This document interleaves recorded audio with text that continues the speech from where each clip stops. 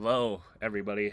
I know it's been a while, but welcome to Season 4, Episode 10 of the Everything About Everything Sports Podcast. Yeah, let's talk about sticks and balls. Please excuse me.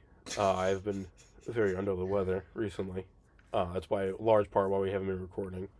Yeah. It seems like I've been getting something from someone, or from wherever, from work or wherever and then getting over that sickness. It's all the sewer people you hang And then, out with. dude, fuck, I don't know what the hell it is. I've been sick and then got over being sick now 3 times in a row over the last 2 weeks. Hell yeah, brother. Which is, yeah, it's fantastic. And this last time that I've been sick now for, I think, 5 days. Yeah, it's been yeah.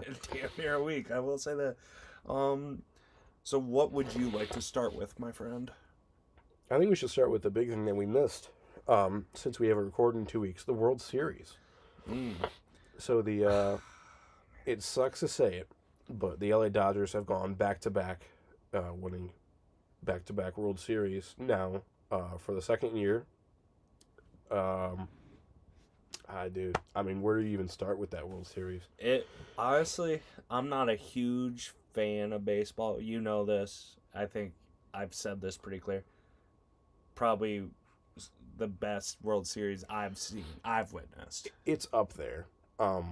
It definitely is probably the best World Series I've seen. I would even dare to say it's probably the best playoffs I've seen. Yeah, it obviously, was a damn good playoffs, too. That is true. Obviously, that is limited, too, because I started watching baseball in, 07, 08. Yeah. So there were some really, really good playoffs and World Series, obviously, before that, and you have fucking 100 years before that I haven't seen. Obviously. But yeah, no, in recent history, especially within the last 5 to 10 years, this has been one of the best World Series. Like I said, I was actually glued to the TV watching it. Oh, yeah. Well, now we'll get into the Michigan game too, but I remember everybody around us watching Game 7. Oh, yeah. People were wearing Blue Jays stuff at the Michigan game. Yeah. And there were Let's Go Dodgers and Let's Go Blue Jays chants at the Michigan game, which was wild. Yeah. Baseball made a comeback, man. It really did. Game 7 drew in more viewers than the Super Bowl. It was kind of an ass Super Bowl. Right, but I think that's the first time that's happened for a very long time. It's well-deserved. I will say that. Yeah. It was well-deserved. Now, am I upset the Dodgers won? Yes. Yeah. And the very next day or within a couple hours, it came out, if this dude would have slid differently, the game would have been out. I don't know if that's true or not. So there's that big debate over... Well, hold on. So let me back up. So the reason why you even got there in the first place, Bo Bichette takes the lead. He hits a 3-run home run in the third inning. Off the bat, I'm thinking they're gonna win this World Series. If they keep that lead and if they tack onto it, they could end up winning this game. And I think it was, I can't remember when it was, but it was sometime in, I think it was the fourth inning, fifth inning. They make it 3-1. Edmund drives in a run. Somebody makes it 3-2. I think Max Muncy makes it 3-2. Yeah, it was Muncy. And then Ernie Clement scores, makes it 4-2. And then no, there was one in between there because Muncy made it 4-3.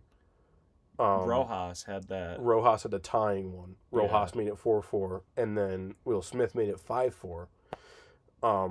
And that ended up being the winning run.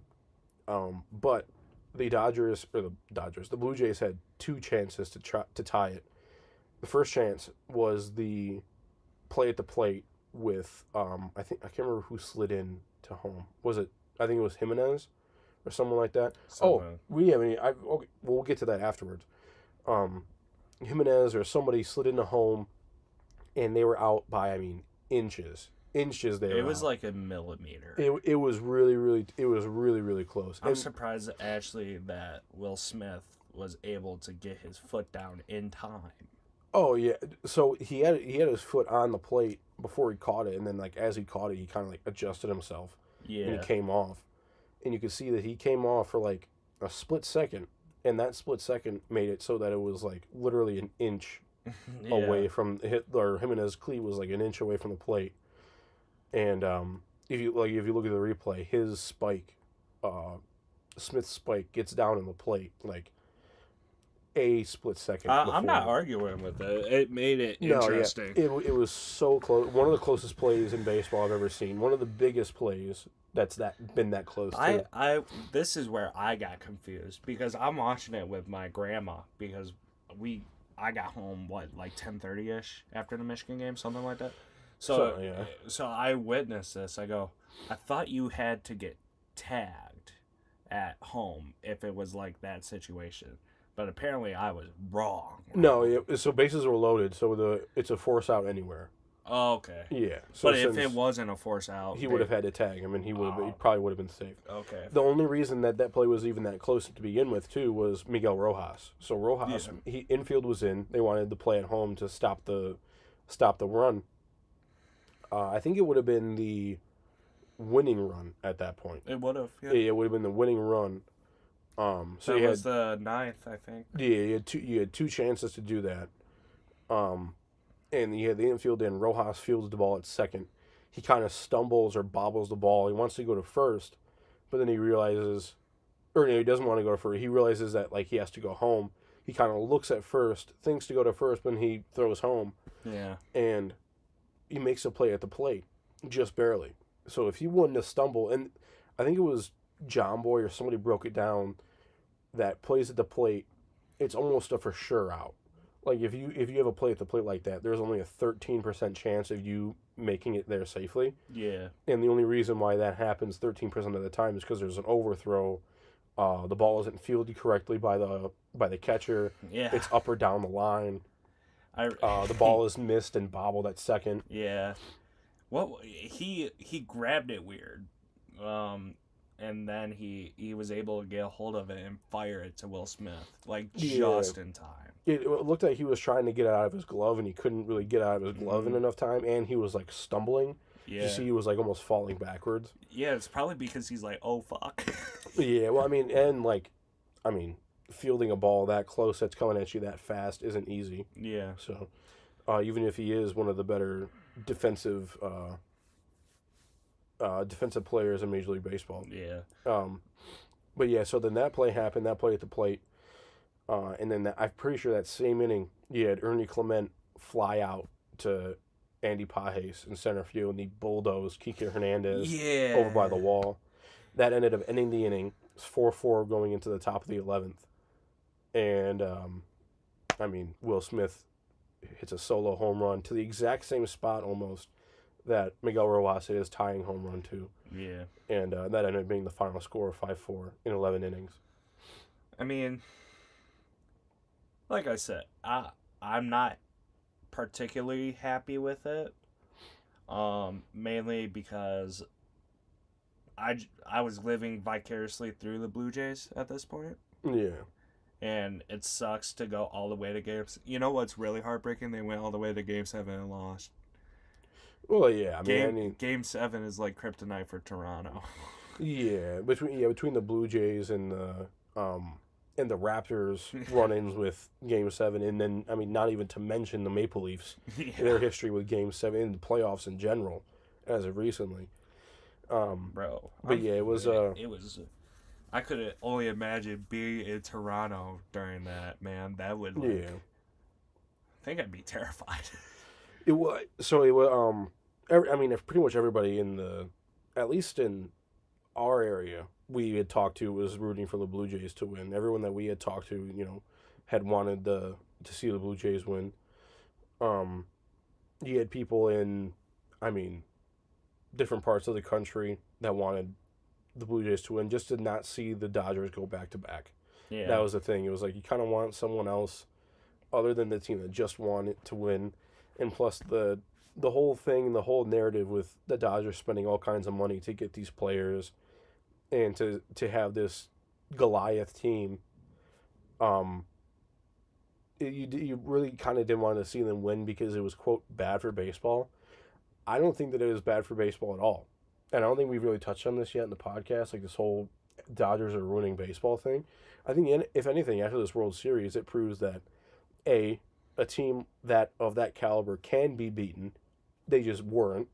Yeah. It was very possible for them to win that World Series. if just a couple of things had gone differently, then we could have the Blue Jays winning their first World Series in almost 30 years, over 30 years. And we already talked about it. I mean, the viewership of this World Series, how many people were watching the World Series, not just in the two cities that were in it, but all over the country, all over the world too. You had at least 3 different countries whose eyes were all over this World Series. You had obviously the United States and Canada, but then Japan as well, because of the Japanese players that are playing in this World Series. I'm sure, like Mexico and the DR were all over it too. Oh yeah, I mean, yeah, especially you have, lots of Latin American players playing in it. Jimenez, Teoscar Hernandez, Kike, Vladdy. Vladdy's from Canada. Oh, well. Who was the, I can't remember it, from the Blue Jays?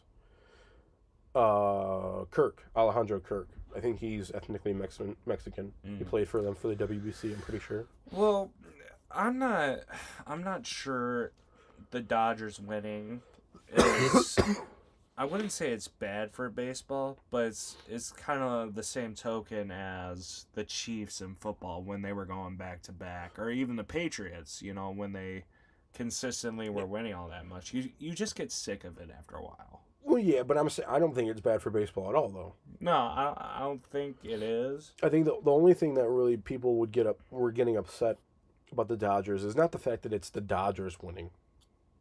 It's the fact that it's the Dodgers spending that kind of money. Yeah. And with the Chiefs, it's a little bit different because it's the Chiefs winning, and there's this whole thing with the league being on their side and everything. It's a different thing, but it is kind of the same thing. It's like you don't want the same team to win over and over again. My main concern is, say they go back next year, it would just get a little bit stale. It would. I mean, that is true, but you have there are lots of players that aren't going to be coming back for this next Dodgers run. There are a lot of free agents that you have. Clayton Kershaw's retiring. Yeah. You have lots of other players from different teams that are going to want to go to different teams. And the Blue Jays probably are going to be the same. Especially because you have smaller players now that are like, oh, I can get some money now. Oh, yeah. I mean, there were, if anything, it was kind of I don't want to say like the underdog Blue Jays versus the Dodgers, because you did have a lot of really, really talented players on that Blue Jays team, and that pitching staff was wild. They had a lot of guys step up and hit really, really well. Yeah. So if anything, it shows that like, in the Blue Jays weren't like this Moneyball team or anything like that. They were the 5th highest team in terms of payroll. And the Dodgers were 2nd. They weren't even the highest. That's the thing. Like, well, for me, it's like what this World Series is with the money. It's like you should probably invest a little bit more money. Yeah. It's not necessarily you need it, because obviously, like you just said, they're technically not the highest. I think the Mets are the highest. I think the Mets are the highest. Yeah. Yeah. So, and I mean, the Blue Jays are the 5th highest. Right. But, I mean, free agency is still very early in baseball. But if you're a Tigers fan like we are, you should probably spend some of that money. Now, granted, Illich is going through a divorce, so he don't want to spend any money. But still. Right. Yeah, there is that. But I mean, that. Like, if anything, there are going to be teams that are going to, because this is going on right now with these 2 high payroll teams, they're going to look at that free agent that, wants maybe another $1 million a year or something like that they really wouldn't take a chance on, that they would let that other team have them. And they're going to say, no, we'll give you that money, because we know that, like, just spending that little amount of money and getting this player on this team, you could make it back in the long run. Yeah. By going far in the World Series. I mean, you had other teams that really weren't spending a whole lot of money that made it pretty far into the playoffs this year. Like us. Yeah, well, I mean, with like us, Brewers, the Brewers don't really have that high of a payroll. The Reds ended up making the playoffs this year. The Padres I think they have a decently high payroll, but not like maybe like middle of the road. And then we're on the lower echelon, right? We're like almost smack dab in the middle. Okay. We're I think number 15 or 13 or something like that. And then the other team, and then the Mariners. The Mariners had a decently high payroll this year, though, with They had Eugenio Suarez. They paid a couple other players. Yeah. Cal Raleigh's going to get. I don't know if he already signed a contract or he's going to get a nice contract extension. Did they give out MVP stuff like that? Yeah. No, they actually didn't. So we can touch on that here in a second too, because I have it pulled up on my Instagram. I get what people are going to say though. People are like, "Oh, you got to pay to win," which obviously, Dodgers have $1 billion payroll at least. They have $1 billion man on the payroll. Yeah. I mean, you're going to get that. And then they do it. It's like Shohei, technically, the Dodgers are only paying him $2 million this year, technically. Right. And they will be for like the next 5 or 6 years. 10 years. Hopefully, and then they're thinking, oh, maybe he'll be retired. He's still going to make $68 million after 10 years. Oh, so yeah. That's what I guess people are more mad about. But Scherzer was getting paid $70 million this year from 3 different teams. Yeah. Well, I mean, and that's not necessarily the Blue Jays' fault. That's the fault of the Mets and the Rangers. Well, I'm not saying it's the Blue Jays' fault No, either, I'm but saying- that's also a thing. It's like he's only getting paid $15 million by the Blue Jays, but yeah, he's getting paid like $45 million by this team. Right. And when look at Verlander too. Verlander's getting. I think he was making like 2.5 for the Giants this year or something like that. But then he was getting paid all that money from. I think he was still getting paid by the Astros. He was getting paid by the Mets. Yeah. But yeah, no. So I'll read off the awards, the winners that we have so far. So I don't know if they posted the American League Silver Sluggers or not. They haven't, which is fantastic. I don't know why they haven't shown us the Silver Sluggers for the AL. But they did for the NL, which is kind of weird. I know you sent me something about Dingler, right? Yeah, Dylan Dingler won a gold. I'm getting there. Oh, I'm sorry. So yeah, you have the Gold Glove winners from either league here. So catcher for the American League, Dylan Dingler. You have first base, Ty France. I don't know who that is. He's the backup first baseman for the Toronto Blue Jays, and he won a Gold Glove. Damn. Yeah, Vladdy was at first base. Oh, okay. So, the times that he was at first base and the times that Vladdy would DH during the year, with Bo Bichette being out and stuff like that, Ty France was really good at first base, so he won himself a Gold Glove there. And then second base, you have Marcus Semien from the Texas Rangers. That's his second in a row. I think his third or fourth overall. Also used to play for the Blue Jays, Marcus Semien. And then you have at third base Miguel Garcia from the Kansas City Royals. Shortstop Bobby Witt Jr. from the Royals. Left field Stephen Kwan from the Guardians. Center field Cedane Rafaela from the Red Sox. Right field Wilmer Abreu from the Red Sox. Utility, you have Mauricio Dubon from the Houston Astros, and then pitcher Max Fried from the New York Yankees. Do you have any issues with any of those people? No. I mean, not really. A lot of people are saying that Alejandro Kirk got robbed at for the catcher position. I'm trying to pull up the Tigers post that they had. Come on, jeez. The Detroit Tiger. There we go. Jeez Christ. Okay, yeah, Dylan Dingler, his stats: 6 defensive runs saved, 0 passed balls, tied for first fewest in the MLB. What does that mean? Like, no, you didn't let any balls past you that weren't wild pitches. So if it wasn't like the pitcher's fault, where it was like 10 feet to your left, 10 feet to your right, or like 15 feet over your head where there was no way you could have caught it. Okay. But if it was like a ball that was like in the dirt, you didn't let any of those balls past you. Oh, okay. And he was tied for the fewest in Major League Baseball. Him and Patrick Bailey had 0 pass balls this year, who Patrick Bailey also won the National League Gold Glove. 26 runners caught stealing, and a 31.7% caught stealing rate. So you weren't running on this guy. And he Not was willingly. not yet. I mean, well, Yeah, pretty much. And then if you did run on him, there was a very good chance you had basically a 1 in 3 shot of being safe No. or being out rather. Um, yeah, so I mean, 31% of runners getting safe. I don't think that's the highest like ever that I've ever seen. I think the highest is like Yadier Molina. I think it was like 87% Oh, or something so like you're that. getting out. Yeah, it was like you basically weren't running around Yadier Molina. Yeah. It was like you just weren't getting sent to begin with, and if you were, you were out. It's like the dude that's just in a sniper post. He's Dude, just oh my God, waiting. yeah. He's waiting, dude. There's this one clip of Molina. He was I can't remember what team he was playing against, but there was one guy who was like at first base, and he was like bluff taken off towards second, and there were a couple of times that he would like run maybe like 2 feet and then stop, turn around, go back to the base. And one time he did that, and Yadier Molina threw down to first and almost got him out at first on the back pick. And in between pitches, like the next pitch, he was like, "Go!" He was like, "Go ahead, try to take second." And he was waiting for him, like he knew he was going to go, so he goes and he throws him out by like a mile. Like before he even Yeah. slid, he was out. Yeah. And then Molina and it was the last out of the inning.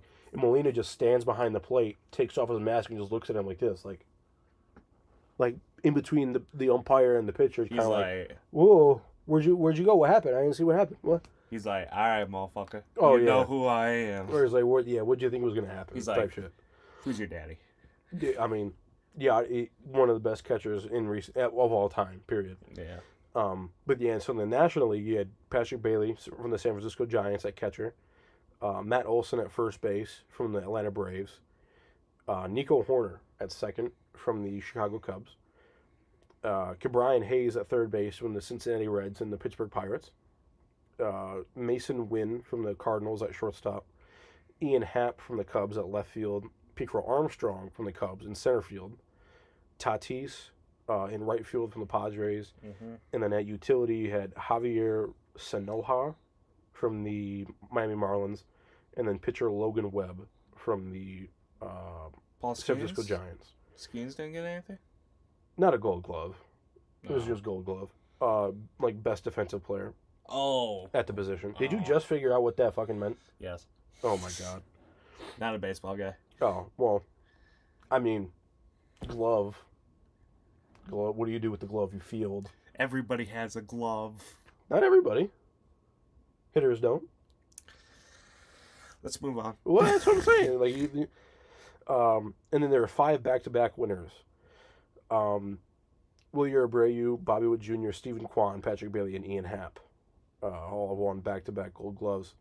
And then winners with 2 different teams. Marcus Semien, as I was saying, he won one with the Blue Jays. Max Fried won one with the Yankees and the Braves. Matt Olson now won one with the Athletics back in the day. And then Ke'Bryan Hayes won one last year with the Pittsburgh Pirates. Mm. Yes. So now we have Cy Young and MVP for both leagues. That's what the Cy Young is for. Cy Young is best pitcher, yes. Yeah. And then MVP, most valuable player, obviously. We also have Rookie of the Year. Well, I mean, we don't really have to go over that one. There's not really too many. Rookie of the Year for the AL. You have Roman Anthony from the Boston Red Sox, and then Nick Kurtz and Jacob Wilson from the Oakland A's. Yeah, you can't say that too fast. Yeah, you really gotta pronunciate it. You gotta enunciate that shit. Nick Kurtz. You have to, Mr. Kurtz. Right, yeah. My pick there would be Nick Kurtz. It would, because you have a 4 home run game. He had one of the best offensive performances in baseball Oh yeah. this year. I forgot about that. Yeah, it was like 19 total bases or something like that. He had that was the 4 home run game. Yeah, he was going ballistic. I think it was 4 home runs, which is 4 bases total. So that's 16, and he had a triple. Yeah. So yeah, it was. I mean that game was wild for him. And the fact is that triple probably could have been a home run. It could have been, yeah, it could have been an inside the park home run if he was a little bit faster, or if it was like. Not only that, he was like a pube hair from getting it over. Oh yeah, I can't remember what the play was, but I think I remember it was like close to the wall or close to the top of the wall. Um, where was I? Oh yeah, okay. So Cy Young for the National League, you have Phillies Christopher Sanchez, Dodgers Yoshinobu Yamamoto, That's and Pirates Paul Skeens. okay. So That's what it was. I remember seeing it either on his Instagram or Livy Dunn's Instagram, something like that. of course, you would see it on her Instagram. My pick for the Cy Young for the NL is going to be Yamamoto. Oh yeah, for sure. Just because of Paul Skeens' record, his record isn't as good being on the Pirates. They're going to take that into consideration, which they really shouldn't because he is a really, really good pitcher. Regardless of what his record looks like, you see what he does to some of the best hitters in the league. Yeah. But Yamamoto's playoff performance is going to get him that award. Yeah. You think Paul Skeens is going to get traded? I think it would be stupid to do it. I mean, he hasn't even hit arbitration yet. I know, but I think he's going to force his way out. You can't really force shit right now as an MLB player unless you like say I'm not gonna play. But why wouldn't you not play in major baseball? The way arbitration works, it's designed to like for you not to do that. You have to like stay with a certain team for a certain amount of years and develop and stuff like that, and kind of work your way into free agency. Okay. And so do you think he's going to resign? No. I don't, unless the unless the Pirates have some kind of like wild turn of events where they get, where they start spending money and they start winning games and getting, Give me $700 million. I mean, honestly, the way things are going,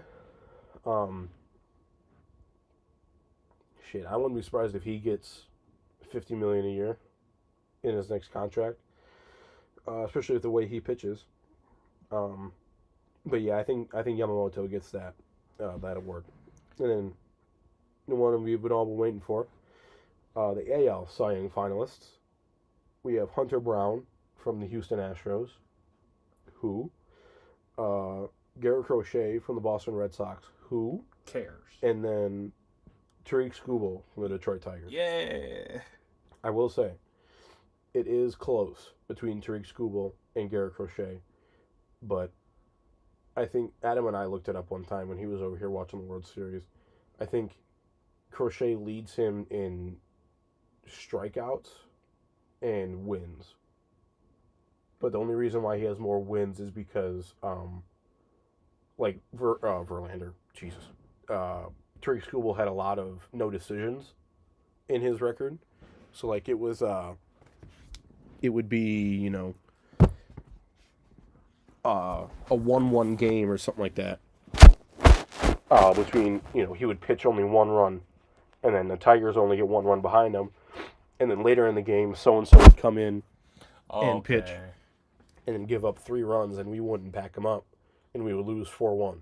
Okay. So it goes into that pitcher, whoever gave up those runs is a loss, and then Skubal would get the no decision because it was tied, and he had the offense pretty much support him while he was on the mound. Fair enough. And then strikeouts. Crochet had more strikeouts total, but Skubal had, I'm pretty sure, he was the first to 60 strikeouts, and he had over any given period of the season between any pitcher, he had the most strikeouts in a certain amount of time. So if you looked at 10 starts between Skubal's strikeouts, or like 10 starts of Skubal, and then 10 starts of Crochet, Skubal had more strikeouts. Yeah. But honestly, I just think it's ridiculous because he would be up like almost 100 pitches and he's still throwing 100 miles per hour. Yeah. That's just unreal. Don't even get me started on that with the damn Mariners game. Pissed me off. Dude looks like he's starting to,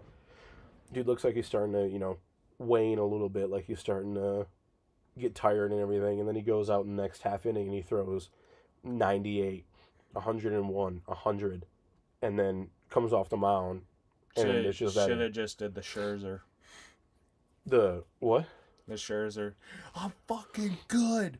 Don't take me out. No, he wanted to come out. That's the thing. That's He wanted to? No, oh my God, yeah. I mean, dude, you're throwing 100 miles an hour, and you're coming off the mound, and then you're slapping five and giving hugs in the dugout and stuff like that.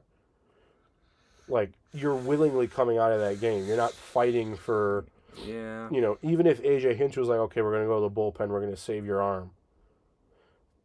As a starting pitcher, if you have that in the tank and you're still going 100 miles an hour, you should want to stay in that game. Even if they are going to see you for the third time, fourth time through the lineup, they haven't done anything before that. Yeah. So, I mean, that's true. For him to come out of that game, it was like, it definitely felt like it was his agent, Scott Boras, being like, either you come out in the 8th inning or come out after 7 innings or after 100 pitches, because I think he threw like 98 pitches or something like that. Yeah. So it's like either you pitch until the 8th or you pitch until 100 pitches. Whichever one comes first, you're coming out. Even if you get 3 innings in and you pitch 100 pitches, you're coming out. Yeah. Like, I feel like that's what he was negotiated beforehand. That's what was told to the Tigers beforehand. And that's what ended up happening. And that lost us that game. Yeah. It's tough. I mean, who knows? We're going to talk about him a little bit after this, too. I wanted to touch on his rumors. In the MVP finalists for the National League, you have Shohei Ohtani. I wonder why. Who's that guy? Yeah. Kyle Schwarber from the Phillies, and then Juan Soto from the Mets. No, I don't think Juan Soto's getting it. Absolutely not. No. There's no shot. I don't even know why he's nominated. There are plenty of other names that I would nominate before him. Yeah. I think Shohei got it. I think it's a no-brainer. After what he did in the playoffs, and after what he did in the regular season, now pitching for the first time with the Dodgers, pitching for the first time in the World Series. Fucking cyborg, dude. Dude, yeah, he literally is a robot. And apparently, I saw like a video. He can speak English. Oh yeah, he can speak English perfectly fine. Yeah, but the only reason why he doesn't, why he still uses a translator, is for like the after game, like the post game interviews and stuff like that.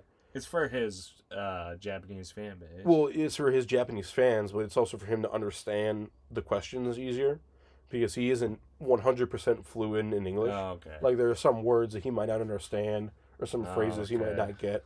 But if he has that translator there, he can better understand it, and then he can give the answer back, the appropriate answer, and then his fans in Japan can hear him too, can understand it. The funny part was, I saw it on Instagram, this guy's like, speaking Japanese. I'm not even going to try and speak Japanese because it's going to sound. Oh yeah, because you know Japanese to begin with. Exactly. Right. And all of a sudden it switches from Japanese to, "Hey, shawty, how you doing?" Oh my God. No, when he was on Pat McAfee, when he was with his translator on Pat McAfee during the ESPYs, when they were there for the ESPYs, they were like, thank you, Shohei, appreciate you coming out, and appreciate your translator coming out, whatever his name is, and he goes, all right, thank you guys. It just like that, like perfect English, and they were like up, like it's the Leonardo DiCaprio scene. Yeah, it's like wait a minute. I bet you afterwards they were like, I didn't know he spoke English. No, yeah, and then there's footage too. John Boy broke it down earlier in the season when there was that brawl between the Padres and the Dodgers. Shohei was at first base because that's what kind of sparked one of the brawls was Shohei getting hit. And he got walked, and he went to first base. And while he was on first base, the first base coach was he was talking to him, and he was like, yeah, he got thrown out. And then Shohei was like, who got thrown out? Doc? Just like that. You could read his lips. He said that in English. He was like, who got thrown out? Doc? And he was like, yeah, he got thrown out. And he was like, huh. And he just made that face, kind of like, huh. He's like, no shit. Right, yeah, he was like, "Oh, okay." Like, what for? It was during the World Series. He said something to the ump while he was at bat, and you're like, "Wait a second." No, yeah, he can speak. Like, obviously he can't speak like a damn dictionary in English. Obvious. Like I'm saying, like It's just like how Shaq thought Yao Ming couldn't speak. right, exactly, yeah. Because whenever he would do the post game interviews, he would do it in Chinese, so his people back home could understand him. It was like, because if you speak English, if you don't know it the full way, you're gonna, not to say make a fool of yourself, but you could trip up and misunderstand something. You do hear a lot of people say that English is very hard because we have a lot of idioms and a lot of things that sound alike. And it's like a lot of rules and grammar are backwards. Yeah. From other languages, like the there, the where. Yeah. Yeah. So like stuff like that. Oh no, fuck. Excuse me. I believe. It. What were we talking about? Oh yeah, Shohei speaking English. Yamamoto, he can't speak English hardly at all because I think this is like his second year in the U.S. Okay. And then Roki Sasaki's the same way. They can't speak English very well at all yet. But Shohei's been in the U.S. for, I think they said 8 years. Yeah, so 7 years. Shohei's picked it up, so he can probably talk to them and like translate for them.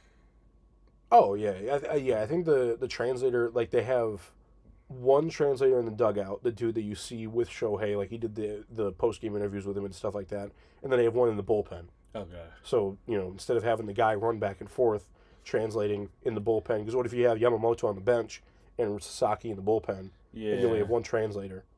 Yeah, so, you're fucked. Yeah, you're gonna have to have two of them for different places. If you're in Yamamoto's case where you don't know English, I think it would be so much more difficult, even if you have the translator, because it's like, well, you have to think too about all right, throw it bottom left. Right. No. Yeah, the pitch com. Because I mean, were you going to have two pitch comms and one in Japanese, one in English? Yeah. It's like no, you're going to have to at least know that part of English. Yeah, you would have to.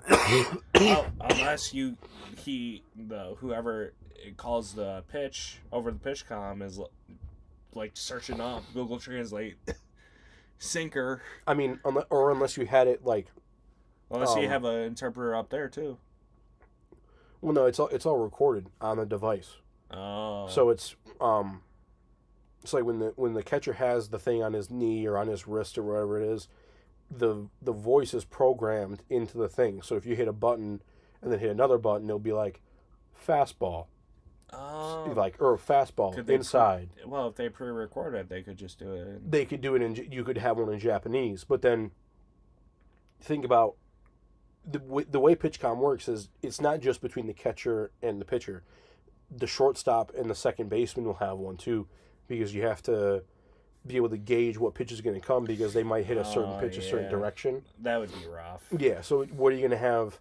You would have to have it programmed to where only going to him it's in Japanese and then everywhere else it's in English. I'm sure they have done that. I'm sure they probably can do that, but like then you're going to have to switch out the equipment every time. What happens if they only come in for one inning? Or something like that. So it's like it would probably be a lot easier if they just learned that part of English, which is easier said than done, obviously.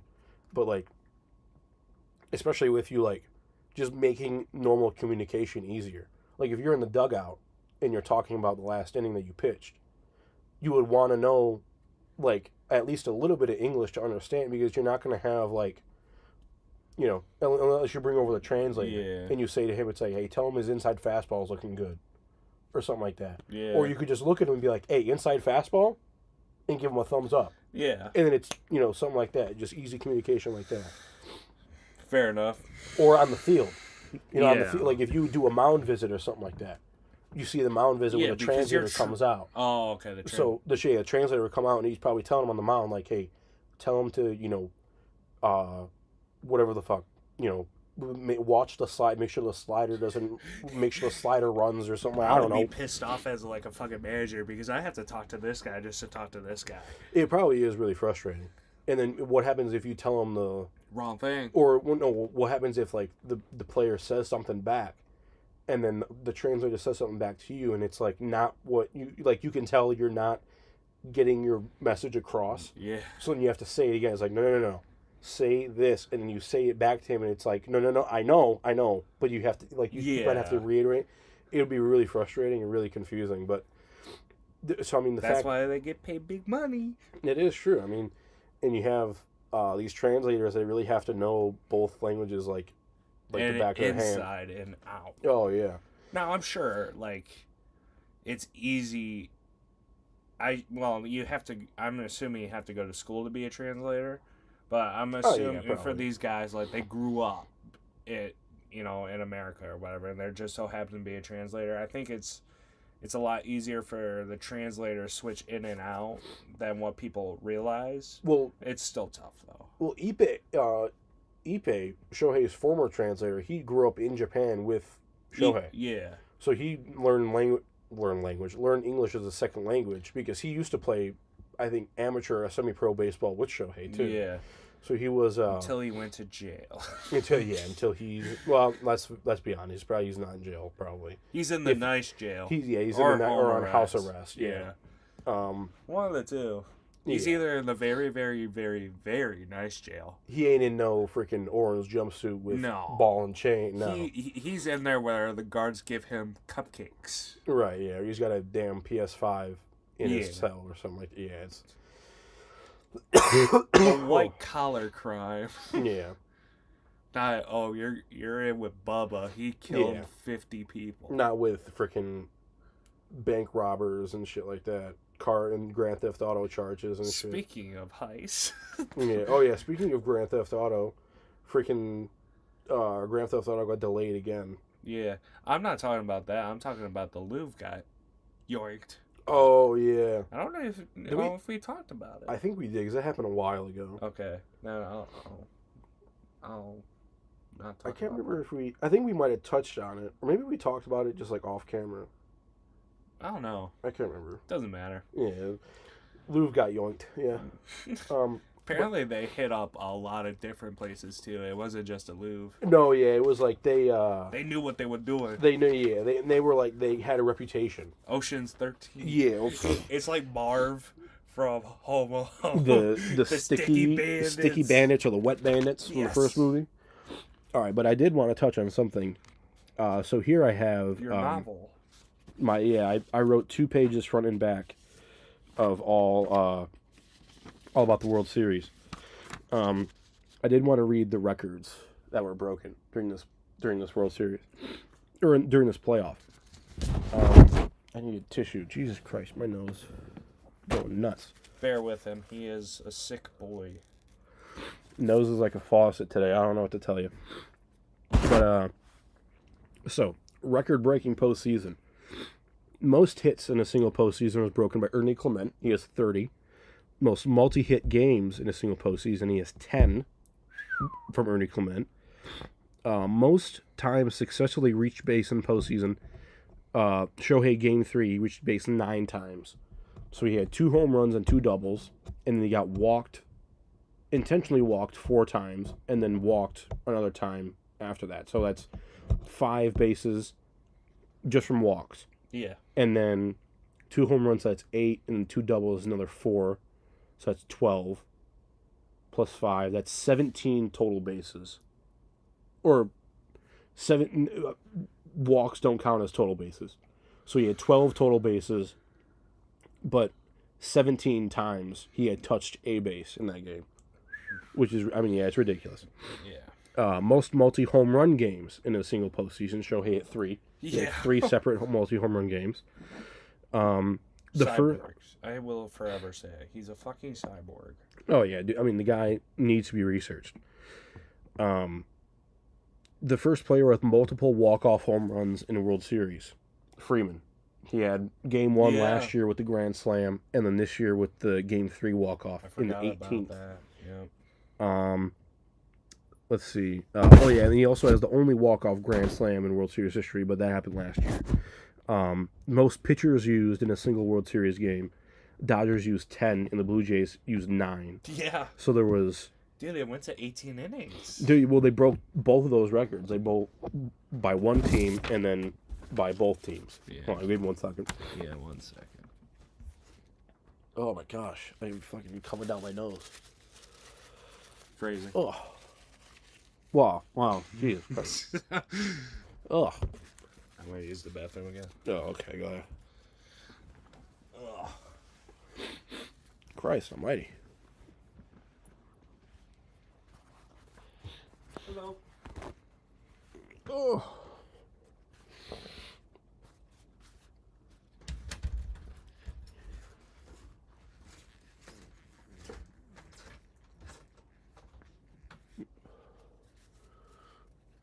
Thomas. Yeah. What are you doing? Nothing.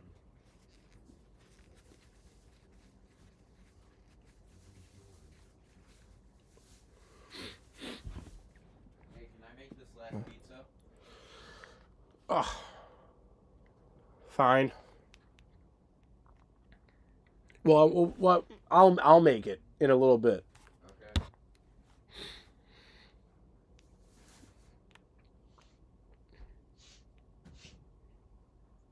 Are you getting sick now too? Yeah.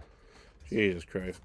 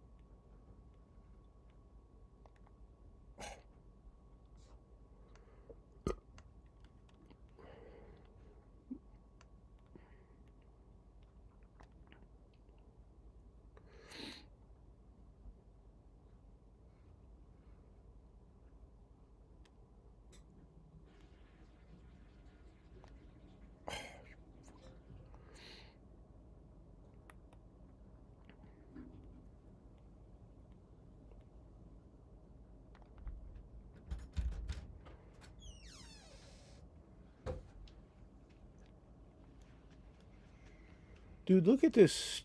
Look at this bullshit. Watch this. Are you pitching or batting? I'm batting, but watch this stupid ass what he does. So I hit a ball right back up to him. Watch what he has the audacity to do that. To Savannah Banana you? Dude, are you kidding me? If somebody did that in real life, that'd be one of the best plays I've ever seen. They do in banana ball all the time. That though, at the pitcher's mound, he would spin around on the pitcher's mound. Yeah.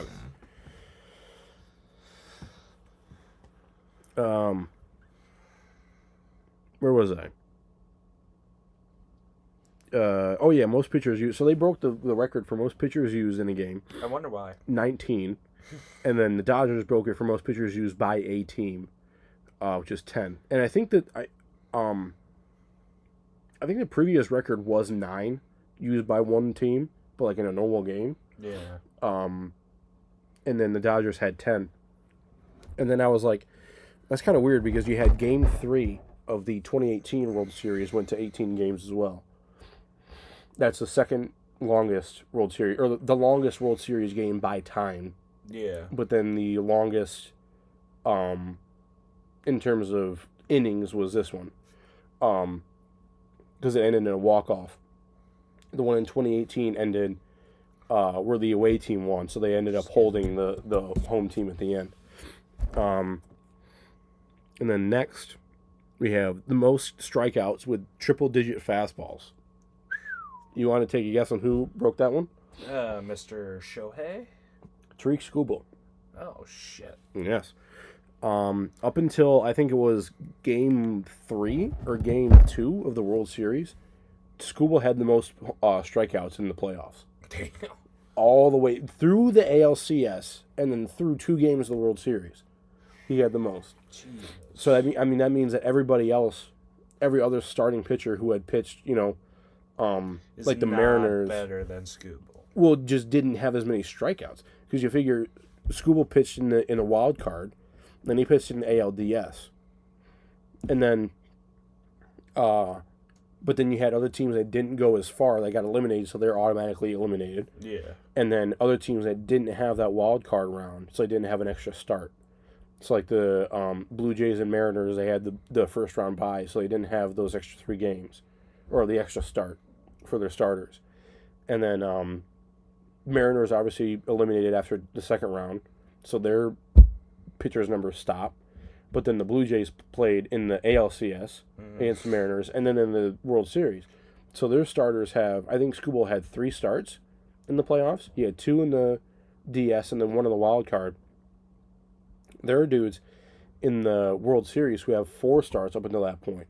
I think it was, I think Gausman had in Game 2, that was his 4th start. It means he started in the ALDS, and then he had the ALCS start, and then you had Game 2 in the World Series, and you still didn't pitch as many strikeouts as Tarik Skubal did. Yeah. Which is, I mean, crazy, insane. And then most runners left on base. Again, Game 3, 37 runners left on base. Fuck, dude. Most pitches thrown in a single World Series game, 609. Longest game in World Series, second longest by total time, Game 3. You can hear the page turn over there. I have another page full. It goes down to here. Get down where the black ink starts. Black ink. I didn't know I have a stuffy nose. It might have sounded weird. You have the most total plate appearances in a World Series game. 153 total plate appearances. So, yeah, so 153 times someone has come up to bat in that game. You had the first pinch hit grand slam in World Series history. I think in playoff history from Addison Barger in Game 1. He also had 6 multi-hit World Series games. Jesus Christ. Dude. So that if he would have gotten a multi-hit game in Game 7, that would have been an unbreakable record. Because unless they extend the amount of games in the World Series, no one else is beating that. Because you only have 7 shots. Yeah, you can only tie. You could only tie him. So that if he would have done that, that would have been an unbreakable record.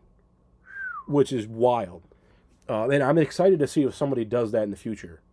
Because you would have to go to a Game 7 of World Series to do that. Yeah. Which I think in the last 6 World Series, there's been 3 that have gone to Game 7. Someone was saying that. Because you had 2019, you had 2020, and then now 2025. And then I think 2022? I think that one went to Game 7 too. I can't remember. But it was something like, I think half or more than half of the last 6 have gone to a Game 7. Yeah. So it is very possible. First back-to-back complete games in postseason history since 2001 from Yamamoto. Most intentional walks in a postseason game, 4 from Shohei in Game 3. First back-to-back home runs to start a World Series. You had, who was it?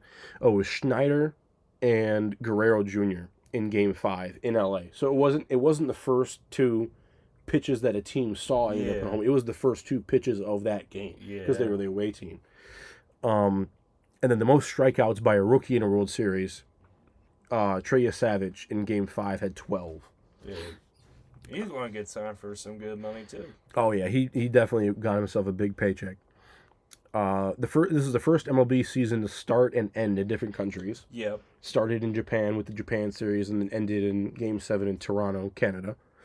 Ernie Clement is now 7th in all-time postseason career batting average with a .411. Wild. Obviously, he broke the hit record as well. And then I put it down there somewhere. Oh yeah, Vladdy was he was top 10 all-time highest OPS in a single postseason. He's 7th, minimum 20 plate appearances. He had a 1289 OPS in the postseason. Mookie Betts won his 4th World Series ring. I think it was through. I want to say it was through up until the World Series. Vladdy was on pace to have the best postseason OPS in playoff history, which was held by Manny Ramirez. Minimum 20 plate appearances in the postseason. He has I think it was 1747 OPS, which, I mean, he's closer to 2,000 OPS than he is a 1,000, which is wild. And if you look at the postseason OPS, like total, just period, postseason OPS, there are dudes that have like 2,000 OPS and stuff like that. But if you look at it, they have like 9 plate appearances. Yeah. And it's like, okay. Because back like when the World Series first came about, it was just the World Series. Mm-hmm. It was like if you won the American League or the National League pennant after the World Series, you went straight to the World Series. And then they introduced the Championship Series, and then the DS and then the wild card and stuff like that. Yeah. But if you're a dude that played in like, if you're like Babe Ruth, Mm-hmm. I think like Babe Ruth was up there or something like that, but he had like 10 plate appearances. Yeah. And it's like, okay, yeah, you did do really, really good, but you had 10 plate appearances and 5 of them were home runs. Yeah. So it's like, come on. I mean, if you were to get, some of these guys on the postseason are getting 50, 60 plate appearances, if you were going to do that, then you could see, okay, maybe it would have been pretty high, but I think the highest ever was like a 2,200. Yeah. No one's fucking doing that now. No one's doing that.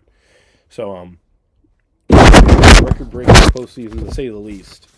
And I think, as we said before, I think this drew a lot of people into baseball. Yeah. A lot of non-baseball fans. I'm certainly more into it than when I ever was. Oh, yeah. So. And this proves to people, I've always said it before. I'm also very biased. But you've heard people say it. I think it was Jimmy Kimmel said it when they had the Dodgers on his program. He was like, that just proves to people when baseball goes well and when baseball gets shown at the top of its game, there's nothing that can beat it. Yeah. If we've had some really, really good Super Bowls in the past, some really, really good college football playoffs in the past, some really nice NBA finals and stuff like that in the past too. But that's because baseball maybe didn't have the same flavor that year that it had previous years or whatever. Or, it got more spotlight in baseball or whatever. Yeah. But if you compare it 1-to-1 and you have baseball the best it can get and football the best it can get, basketball, hockey, baseball is very tough to beat. Yeah. It really is. And that's if you're a baseball fan or not. Because there are some baseball fans that have watched this World Series and said that it was really, really entertaining, but probably won't continue to watch baseball in the future unless something like this happens again. Yeah. Which I don't blame them, because sticking around for 162 games and all those playoff games is a lot. Yeah. 8 months out of the year, it's a lot to watch. Versus, 4 or 5 months for the NBA and the NFL. So, yeah. It does make sense that, some people are just here just watch the playoffs or the last few months for baseball. Yeah, it's like the same thing with the NBA, man. Like, if you want to sit through 82 games, be my guest, but it's not really going to matter until playoffs. No, yeah. And then you get into the value of the product and the stuff like that and how the NBA has gone downhill in the past few years. Because the NHL is the same amount of games, but I would much rather watch the NHL than I would the NBA in any given night. So. Yeah, that's a fair assessment. So I think that wraps it up for baseball this year. Very, very, very good year for baseball. Optimistic for next year. Yeah, we can get into it in future podcasts because we have a lot of time to talk about MLB free agency and stuff like that. So we can get to that later because we talked about baseball now for almost an hour. So yeah. Football. Yeah. So you want to start with college or you want to go to NFL first? We can go to college because we went to the college game this week. Okay. Let me pull up the actual rankings or the playoff picture as of right now. Or where would I go? Futures, probably? No. You would just look at 1 through 12. Playoff bracket. Oh, yeah, there you go. Is that... Alright, 1 through 12? Yeah, So, I think they said that it was 7 Big Ten and 7 SEC. Then 6 ACC. These are all in contention. Oh, I was gonna say because the math don't math. Right. But that's all, and then there's 5 non-power 4 that are in contention. But if we look at the playoff picture right now, starting with number 12 and then going up, Oklahoma, Texas, Notre Dame, Oregon, Texas Tech, BYU, Ole Miss, Georgia, Alabama, A&M, Texas A&M, that is, Indiana, and Ohio State. And, Interesting. and then just outside of the top 12, I'll go to 15 because I think that's what the cutoff was. It would be the Utah Utes, Virginia Cavaliers, and Louisville. As Louisville Cardinal. Cardinal, yes. Yeah. Vandy. Oh wait, no, I think it's Louisville Cardinal. It's what's the one that's Cardinal? Stanford Cardinal, Oh, and then Louisville I think is just Louisville Cardinals. whatever. And then 16 through 25, starting with 16 is Vanderbilt, Georgia Tech, Miami, USC, Iowa, Michigan, Mizzou, as in Missouri, Washington, West Coast Washington. Oh, we have. Oh, this just in. Continue what you're saying, but we have breaking news. Pitt and Tennessee. Pitt in Tennessee. Breaking news from the Major League Baseball. We have the American League Silver Slugger winners. Ooh. So, American League Silver Slugger for first base, Nick Kurtz from the Oakland A's. Nice Or- pronunciation. From the Athletics. Thank you. Appreciate it. Second base, we have Jazz Chisholm from the New York Yankees. Third base, you have Jose Ramirez from the Cleveland Guardians. Shortstop, you have Bobby Witt Jr. from the Kansas City Royals.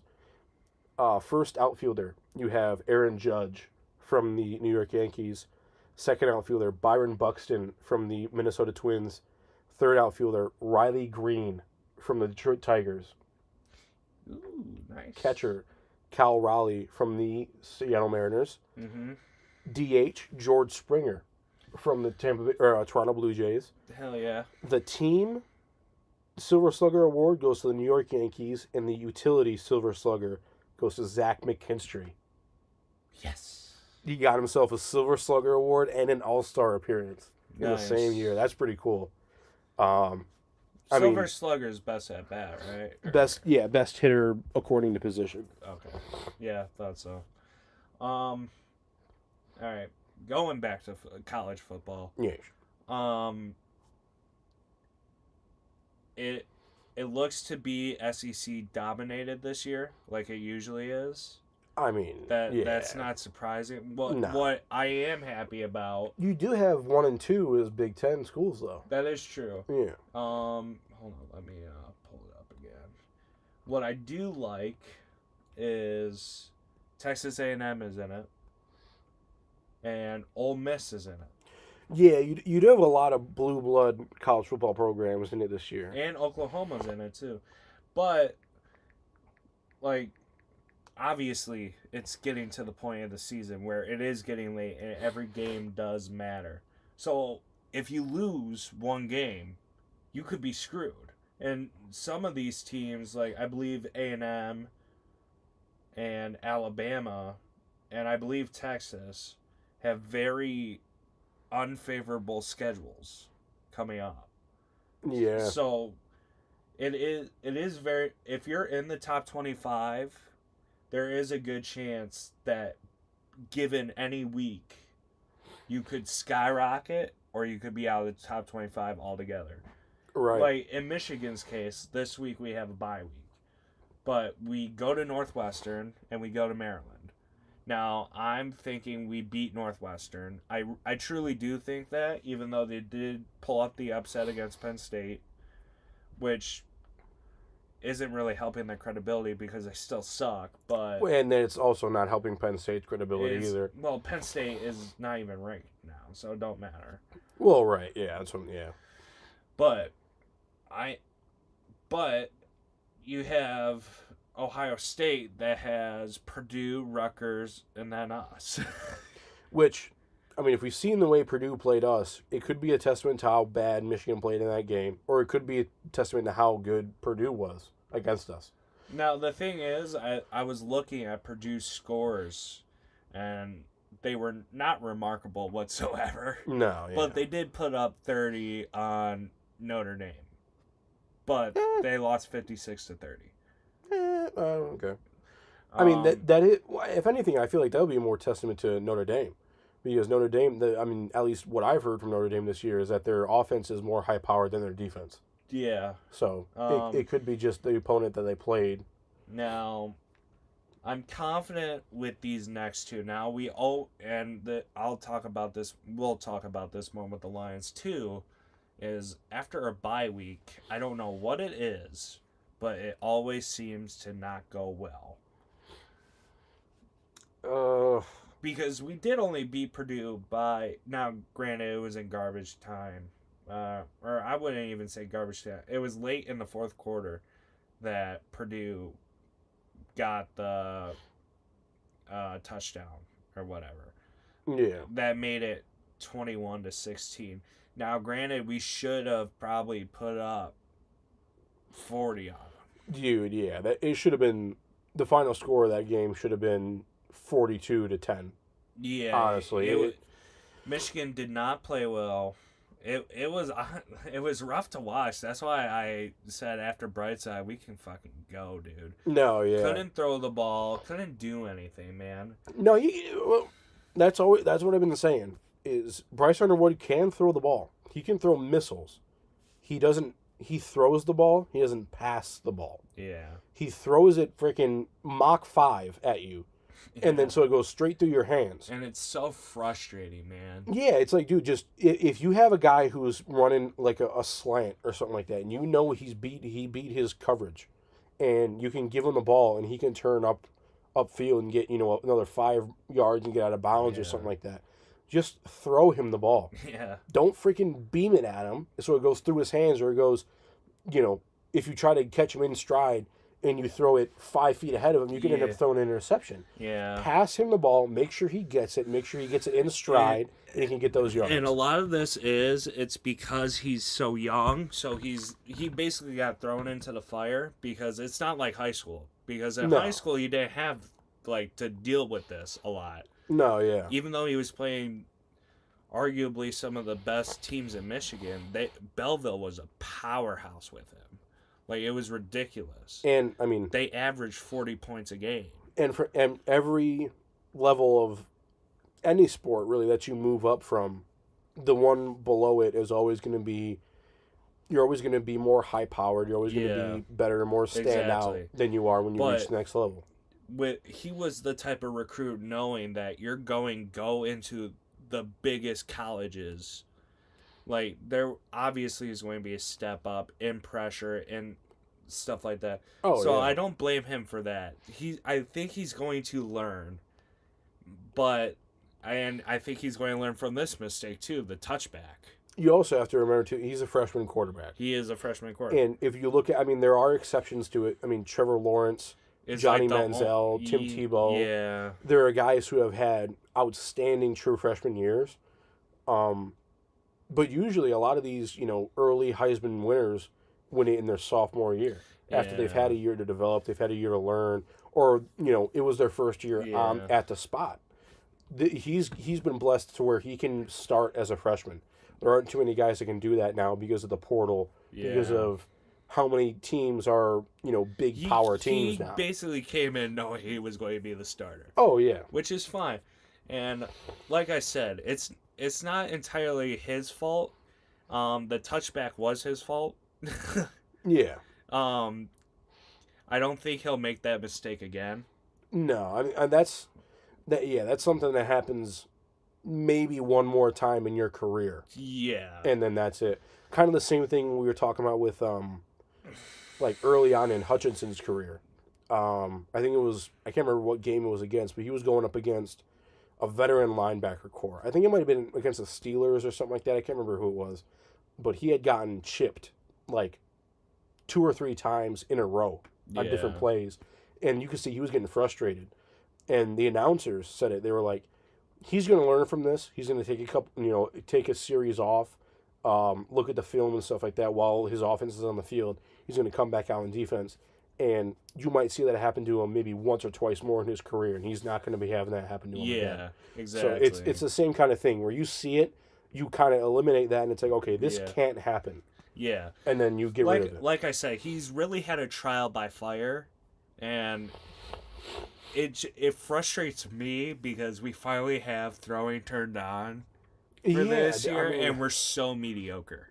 Yeah, I mean, you had throwing turned on a little bit last year, and it seemed like more towards the end of the year you were getting more comfortable with having your quarterbacks pass. Yeah. Now with this year, it seemed like you let him throw it for one game, basically. you've let him. You know that he can throw it. You let him throw it for one game, but you also are trying to ease him into it, and he's getting antsy Yes. because he knows that he can throw and he knows that the plays he can make, but you're not opening up the playbook to him. And at this point, it's not Chip Lindsey. It has to be Sharon. No, yeah, because it honestly could be either or because whoever, you have the playbook designed a certain way by someone, and then you have it called by someone Yeah. instead of having all three of these people working on the playbook and calling it Yeah. all in the same way. But then that is part of the thing. It's like, okay, he's a freshman quarterback. He's not going to be calling his own plays right now. No. It's like, no, but, as you age and everything like that, as you get older, and not even just in football, but like throughout the year, like as you get Yeah. further and further into the year, you should know what plays are going to work, what coverages you can use certain plays against, and Yeah. things like that. I will say, and I think the announcer said this a lot, in the big games that we've had, being USC and Oklahoma, Right. he didn't look like he was too big for the moment.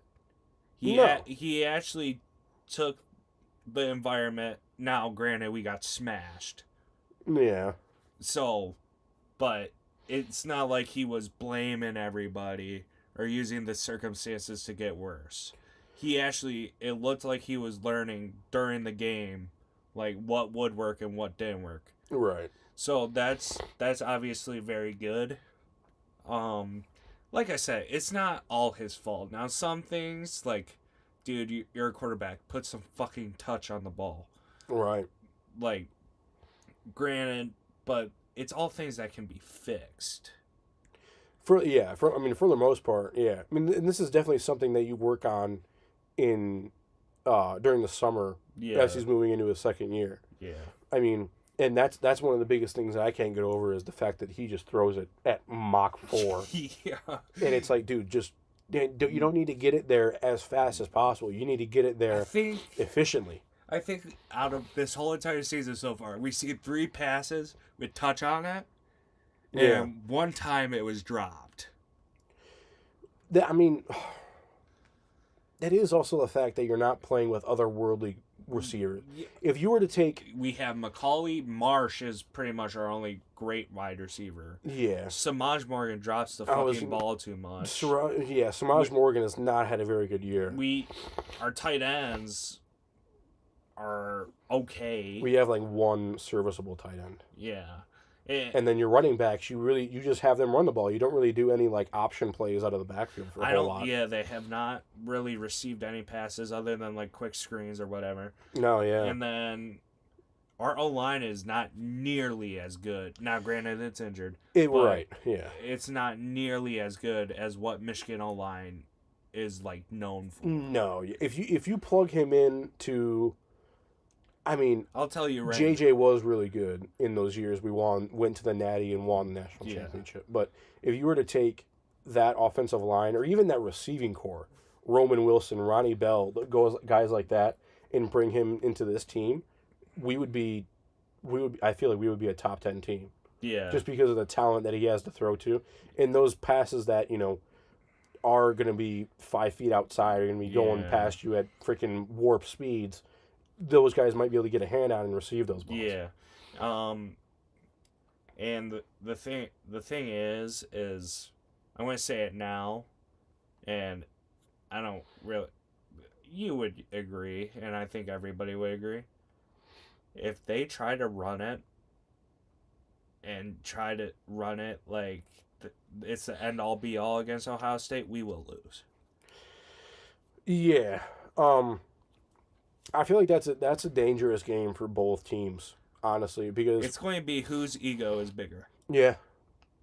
And who can make the less mistakes? You're gonna go into that game and it's gonna be really there's not a whole lot at stake for Ohio State, but there is in terms of the playoff. I think they seed. get knocked out if they lose to No. Michigan. I don't think they do because if Ohio State wins up until that point, they're going to be a one-loss team. They're still going to get in the playoffs. That's true. The only thing they have to worry about is seeding.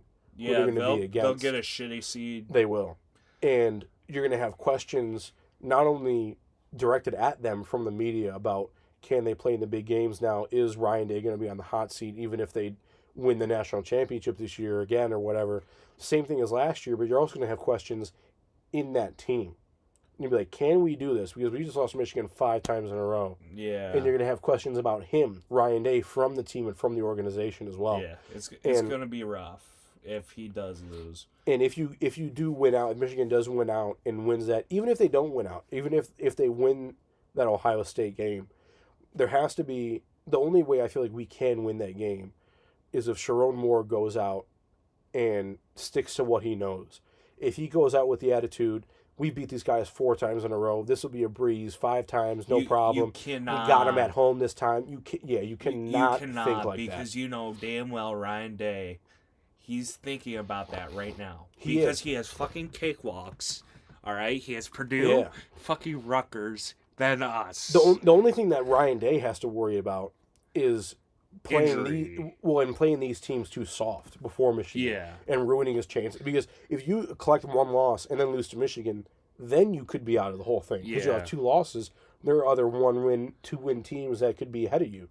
So you have to play these teams hard and win these games, and then go into the Michigan game. I really hope Purdue pulls up the upset like they did a couple years ago against them. You never know. I mean, at that I don't point, know if it's at Ohio State or not. I think they play this weekend. I think it is at Ohio State because they have Michigan here. Yeah. Um, It's so rough because this is the game. No matter what anybody says, this is the game. It's literally named the game for a reason. Dude, if anything, these playoff, like the past few years, we've had like the extended playoff. Yeah. It seems like Iowa might even get into the playoff if they beat USC. But USC is a fucking powerhouse right now. how many. So, yeah, and you also have to figure out how many teams are going in per division That's true. because you can't have 7 Big Ten teams and then only a couple SEC teams. yeah. So you like you said it yourself. This is a very heavy SEC It'll year. probably be a 4-3. Yeah. And then yeah. whoever else. But the thing is, like I said, we're getting to the games now where you cannot lose No. because you're screwed if you lose, and then other teams are winning. Oh, So yeah. you still have to deal with that. The whole top 25 right now could be obliterated tomorrow. Well, I mean, the whole thing about this new playoff format too is now the luxury of being undefeated, the luxury of having just a 1 win versus having undefeated team. That's virtually gone. Yeah. Now it's been bumped down to: if you have 2 wins, do you have weak enough losses to where you can still make it? Yeah. Because now you have so many teams instead of 4 bumped up. There's 3 times as many teams now. Yeah, and then you have the case for like say Michigan. I'm saying it because it's the easiest in this situation.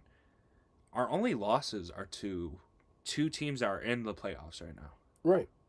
Which makes that Ohio State game all the more important. Yeah. Because let's say that Michigan does win that last game of the year, and you have Ohio State, Indiana, Oregon, Michigan. We will not be coherent that day if it happens. Dude, I won't remember that day, but I'll try my best. yeah, we have to take a lot of pictures. But but going into that playoff, it very easily could be. It will throw a wrench in the whole thing. Yeah. Because that's just the Big Ten side of it too. And they can't have, you do the Michigan Ohio State game, Michigan wins. You can't have them go a back-to-back game. No, but let's say that's just the Big Ten too. So if you have the SEC, let's say the SEC goes according to plan, it's still going to throw a wrench in the SEC because, like you're saying, you can't have Michigan and Ohio State play back-to-back games. You also can't have a Big Ten team with 2 losses play in the same thing. You can't have Oregon versus Michigan. Yeah, you wouldn't be able to. It No. had to be SEC versus Big Ten. Or you have a Pac-12, or not Pac-12, Big 12 play Big 10. Yeah. Yeah, you would have to, so it would mess everything else up, and it would scramble everything else up in the whole thing. So that's and then what I mean. the independent, like Notre Dame or like an American League team. Dude, it's getting now. Granted, like college football this year relatively has been For the most part, I mean, you haven't really had too many wild upsets. I mean, you've had Vanderbilt go on a run. You've had like good games here and there, but the storylines like last year, how thoroughly it went up and up and up. Now you have it to where Miami is not going to make it. And there are a lot of storylines too that revolve a lot off the field. Yeah, because you have the James Franklin thing with Penn State. Yeah. You have Kalen DeBoer and Urban Meyer, that whole talk. Yeah. Nick Saban, that whole talk, everything about him possibly going back. Bill Belichick with that whole thing at the start of the season. Dude, I was part of it. I was like, Bill's coming to college. Bill's going to fuck up college. Oh, yeah. And he is god awful. Yeah. Like, his team is god awful. You expect them to be a whole lot better. It's disgusting to see. I could have told you this was going to happen because I said it before in the beginning of the season. You have. Ooh. I didn't mean for that to happen. What the fuck happened? Ooh. All right, bear with us. All right. I guess we don't have that anymore. That's okay. It won't really matter. Yeah, that was interesting how that happened. But whatever. What was I saying? You were expecting this to happen? Bill? With Bill Belichick. So, I mean, there you go. Going into the season, you had an 80-year-old dude from the NFL who was how many years removed from the NFL? I think 3 or 4 years removed from the NFL. Going into college, which is a different game. You're going to a different team in a different spot than you left the team that you had the NFL with. And now college players have a fucking attitude because of NIL. You have that whole thing you're walking into, and you're taking a game that you know that is outdated. Let's be honest. The game in the NFL now is way different than when Bill Belichick was successful with Tom Brady. Yeah, because he went to Cam Newton and nothing was the same. Nothing. Yeah, and then you had Mac Jones, and then you got he shit had like one successful year with Mac Jones, and that was about it. And then you hired who was it? Anquan Bolden or who? No, somebody. I can't remember who they hired as their head coach. Yeah, I know it was a black dude though. I will say, Matt Patricia as a college coach is a good coach. I don't even want to fucking talk because he's in Ohio State or is he in Nebraska? He's at Ohio State. He's at Ohio State. I don't even want to talk about him. He's a fucking coward, loser, weirdo. Facts are facts. Dude, honestly, I mean, you come to Detroit, you think you know it all, and then you rub elbows with the GM, so he has you stay there for a while, but then you literally, I think... Terrible NFL coach, but in college he's pretty fucking good. No, my God, yeah. You scored fewer points in a game than you had wins on the season. Yeah. Like, how the fuck do you do that? Yeah. Also, I know we're talking about Bill and Anquan Bolden or whatever, but like these buyouts are insane too. I think that's the biggest story from this year regarding college football is the buyouts and how shitty of a person Brian Kelly is. Yeah. Well, and then the whole LSU situation too with the like the public owned teams and public owned programs and stuff. My buddy sent me a meme today. It's like Ed Orgeron asking for his job back at LSU. Oh my God. We need him back, man. There was talk about Urban Meyer going to LSU. I wouldn't be surprised, dude. I wouldn't mind that. Yeah, I mean, it's. yeah. I think there's a lot of coaches, I should say, that go on to TV. Like Urban Meyer isn't that old. No, but he does have the reputation of him, the shit with the Jaguars and stuff. Yeah. So there was that going on. He hasn't been on TV, primetime TV, in a long time. So the fact that he's just going to step out into the spotlight again as a head coach, how is that going to be taken? Yeah. How is the school, like, is the school behind him? Does the school want him there? At the end of the day, you're still a coach. So I think it would make sense, but I'm saying, like, he's nowhere near Saban's age. Saban wants to be done. Yeah, Saban wants to just watch football. Yes. Did you see on Yes. Did you see on Instagram? It was his birthday or something. And he's watching Chiefs Bills. Oh, yeah. And Miss Terry goes, "Sit up." And he goes, "Yes, ma'am." But Saban, I think the only way he'll coach again is like he does it for his grandkids. You know what I'm saying? Oh, I mean, Like pop at college level? No. I'm saying like middle school where you're not putting nearly as much time into it. Or if his nephew or whatever was playing in high school. Yeah, Maybe I could see that. something like that. I don't think he was brought on as like an advisor to a college team. I think he's an advisor for Alabama. He still has. Is he really? Yeah. I thought he was done, hands wiped. No, he still has a fucking office at Alabama. Oh, okay. Oh, yeah, I thought that was the thing when Kalen DeBoer went there. He was like, I'm done. I thought, all right. He still has impact on the team. I don't think he has impact on players. No, yeah, like because all the players that he had coached, that he had brought in and recruited, they're all either transferred, moved on, or their cycle in college is over with. Yeah. His main thing, he is an advisor, and that he's on game day, which he agrees with game. Yeah. He'll be with game day for a while, right? Until he finally says fuck it. But as long as that money keeps rolling in. What? Did you put the pizza in the oven yet? No, not yet. Jesus Christ. I'm worried about the goddamn pizza. But either way, I think James Franklin will go to TV for a little bit. Maybe. And then, who were other coaches that got fired? I think it was Hugh Freeze that got fired. Billy Napier. Yeah, Bill Napier. That's the only one that those guys I don't think will be on TV. No. For sure not Brian Kelly. Maybe just making like an appearance. Maybe. Something like that. But I think James Franklin is the only guy would be able to go on TV. Yeah. Unless just enjoy your $50 million fucking dollars. Dude, I would. I would too. The only way that I would return anything is if anyone gave me a call. Yeah. Like, I wouldn't go on TV or anything like that. It's like, nah, dude. Like, I want to watch and enjoy my buyout.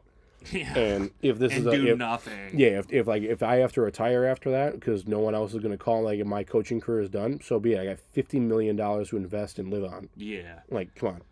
So, the best job you can have in the world is being a shitty coach that got a $50 million buyout. Yeah. He's probably got even more than that, too, because he got paid all those years before. Well, yeah. So he's got more than that. So if he was smart, he would invest all that stuff too. Yeah, you see these fucking coaches' houses. Dude, yeah, it's ridiculous. Dabo is probably going to get fired. Where is he at? Clemson? Yeah.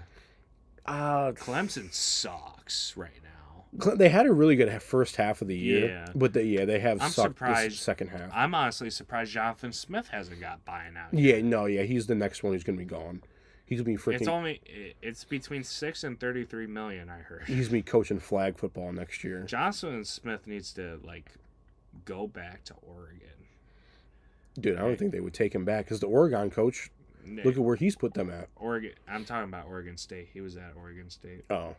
Well... He needs to go back to... not even coach at Oregon State. Just go back to whatever city it was in and never be talked about again. Dude, Jonathan Smith is such a shitty coach. It's ridiculous. I don't know. Michigan State has all the money in the world, too. So, they have a lot of sponsors and everything. I don't get it. No, yeah, they are... Yeah, Michigan State is a wealthy... high school. Is a wealthy university. Yeah. I mean, look at Michigan and Michigan State are number 1 and 2 in the country right now for ice hockey. Yeah. They've won national championships in basketball, football, hockey. Very well known. Yeah, they're a well. I mean, some of the Draymond Green, Magic Johnson, Devin Booker. Alex DeBrincat. Who was the guy from the Red Wings? Danny DeKeyser. Yeah. All these guys coming from Michigan State. Advocator. I don't know why they haven't done it yet. It's nowhere near James Franklin buyout money or Brian Kelly buyout money or even Jimbo Fisher money. No. So I think what they're going to do is they're going to wait till the end of the season because they don't want this season to be an absolute embarrassment. It already is. Well, it already is, but would you rather have, this next 4-week period? They overpaid for Aiden Childs. Well, wait. Would you rather have, in this next 4-week period, would you rather have maybe 2 wins or 1 win, or versus having straight 4 losses and losing out the rest of the year? Let's see who they play. I mean, it's not. It might make or break this debate that we're having right now. because that would be the thing. It was just wait until They the end of the lost year. to Minnesota. Minnesota's not bad though. They were in the top 25 earlier this year. They might very well beat Penn State. Penn State's garbage. Yeah. They lost their starting quarterback. Let's be honest. Yeah. They're not great, and they lost their coach. Right. Then they have Iowa and Maryland. Iowa is like a losable game. Maryland is that's an even matchup for them. Dude, they're probably going to lose out anyways. I mean, you never know. But I'm saying, if they do fire Jonathan Smith, those would be guaranteed 4 losses. But if you keep him around to the end of the year, you might win 1 or 2, which would look better than a straight 4-loss. Now, if you lose anyways with him, then that's even more reason to get him out of here. Yeah. And, if it was going to work out that way anyways, then good. Let's put this into perspective. What position do you think they are in the Big Ten? 1, 2, 3, 4, 5, 6, 7. I'm counting how many teams are in. How many teams are in the fucking Big Ten right now? 16. What position in the Big Or Ten? no, 18. What position do you think they are in the Big Ten? I'm going to say 17th. No. Actually, wait, if there's 18, yeah, they are 17th. Yeah. Guess who's behind them? Rutgers? No, Purdue. Oh. Damn. Penn State is 15, I think. Wisconsin sucks. Rutgers is above Penn State right now. UCLA made a huge comeback. They're in the middle of the pack. But Michigan right now is fucking 3rd, and that's because we lost to SC. Yeah. And the only two, I think ours is generous because they have us above Oregon only because we played more games. And I believe Oregon is better. Yeah. No, I mean, yeah, Oregon I think is they're ranked higher than us. They have 1 less loss. And USC is below us too, but that's because they played 1 less game. So, Oh, okay. I mean, well, USC isn't in the top 15. I think they're 17 or something like that when they're ranked. 19. 19. Yeah. So I mean, they're ranked higher than we are, but we do have a game, or they have a game in hand. Yeah. Which I mean that also, going back to our Michigan Ohio State conversation, that also throws a wrench into that too, because you like we were saying, you're not going to have 5 Big Ten teams in the playoff. You're going to probably have at most 4. Yeah. Because It'll probably at most this year be 4-4, but that's going to be interesting on who they snub out. Right. Well, because you have like the Power 4. Yeah. And you have these teams making it from all 4 of these divisions. So you have the Big Ten and the SEC, obviously the big 2. But then you have, I mean, look what happened last year with Arizona State. And such a Cinderella story. I'm so sad that or if they're like irrelevant now. They were ranked and now they're not. Yeah. Well, I mean, every now and then a team like Arizona State or a team like Arizona one of those teams make they have a big season. Yeah. Um, I'm trying but to think. or like a team like BYU. Yeah. Like BYU is ranked. BYU still was pretty ranked high. last year too. Yeah. There you go. Yeah, BYU. Oh, of course, I fucking exited out of it like a dumbass. Hell yeah, brother. BYU I got it. number 8. Yeah, Texas Tech is in there too, which is interesting. I think that's Big 12 though. I'm saying like Oh, non-conference, like yeah. independent or old conferences that aren't around anymore. Okay, yeah, fair enough. But yeah, other than that, everyone else is attached to a conference. Yeah, So you have teams like that you have to squeeze that if they are eligible or if people think that they should make it, you have to squeeze in somewhere. So then that means you have to eliminate a team from somewhere else. yeah, So you're going to eliminate a team from like a Big 12. You're going to only have one Big 12 team instead of the 2 or 3 that you would have, or you're going to take one of the SEC or Big 10 spots away. yeah. It's So- going to be interesting to see. Yeah. I think these next 3 weeks are going to be crazy. Now, some things you would assume are already set in stone, but some of these SEC teams are about to be battling hard. Oh yeah. For the Big Ten, it's mostly pretty set until that last week, and then we'll see.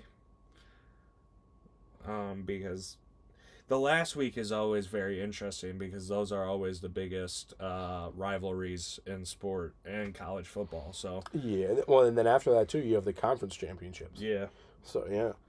it'll be interesting to see. All right, NFL. Yesterday was probably some of the worst football ever. Yeah, I didn't even watch. I honestly completely forgot the game was on. I'm gonna be honest with you. I knew it was on, and I saw the score this morning, and I go, I'm glad I did not watch it. It was 10-7. Yeah, that's wild.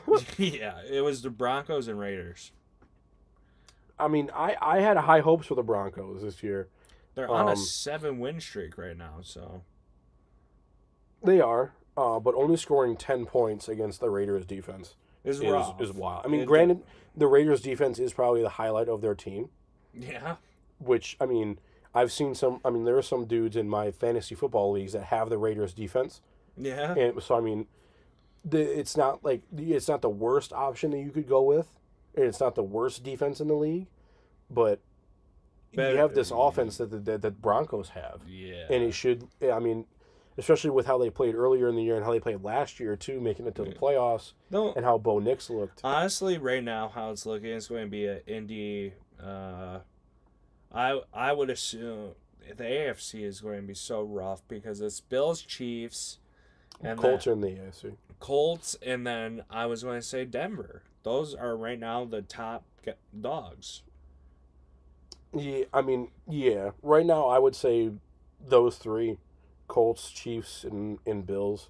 And I mean, and then you have the Patriots too. Oh fuck! Drake May and the Patriots aren't doing terrible, but they are in the Bills division, Yeah. so you would have to. Same thing with Chiefs and Broncos too. Yeah, but I mean, if anything, the Broncos, after what they've showed the last few weeks, they might not even make the playoffs. They were fantastic last week, I think. They were good last week, and they were good earlier in the year and last year too. That's what I was saying. Like this fall off, it's weird. It could be like a sophomore slump with Bo Nix and with this team too, because you do have a lot. I mean, you do have some younger players in this team. I'm looking up his stats right now. But then you have other players on that team that are veteran players that have been there since Russ was there. And it's just weird. I mean, you have a team like the Chiefs, who it looked like earlier in the year. So right now, he has 2,126 yards, 18 touchdowns to 8 picks. Wait, he has 2,000 yards already? Yeah, That's wild. over 2,000 yards. We're like 2/5 of the way through the year. He could throw for 5,000 yards this year. Yeah, That's crazy. 18 touchdowns to 8 picks. Because this is what, week 8? We're in like week 11, by What? 1, 2, 3, 4, 5, 6, 7, 8, 9, 10. It was just week 10? Yeah. Or this started week 10? This game against Vegas was the start of week 10. Oh, okay, yeah. So, yeah. So, I mean, we're just past the halfway point. Yeah. He's on pace for 4,500 yards. Yeah. You know? Right. No, yeah, that's what I'm saying. So, he could, if he has a really good second half of the year, he could throw for 5,000 yards. Yeah. Yeah, it's very doable. Yeah. He's for sure going to crush 3,700 yards. Oh, yeah. Like, that would... Granted, knock on wood for some kind of injury or one of his receivers gets injured or something like that. Yeah. But yeah, that was the Ass Bowl. I don't really it was the trade deadline. The Lions did fucking nothing. Yeah. The Jets just decided to kill their whole entire roster. Yeah, Sauce went to the Colts, which now, if anything, that Colts defense is Got wild. so much better. Yeah. Quentin Williams went to the Cowboys. I did see that. Yeah. Which makes the Cowboys even scarier. Ugh. We're not. I don't want to bring that up. No. Sorry to the Cowboys fans. We are praying for y'all. Yeah, that's a rough one. Yeah. Yeah, I mean, I think we do play the Cowboys later this year. We do play the Cowboys. So that's going to be an interesting NFC matchup. Especially because they have Kenny Clark, too. They do have Kenny Clark coming from the NFC North. Michigan. Yep. Michigan alum. But Quentin Williams is such a fucking game wrecker, dude. Yeah. I don't know what the Jets are fucking thinking.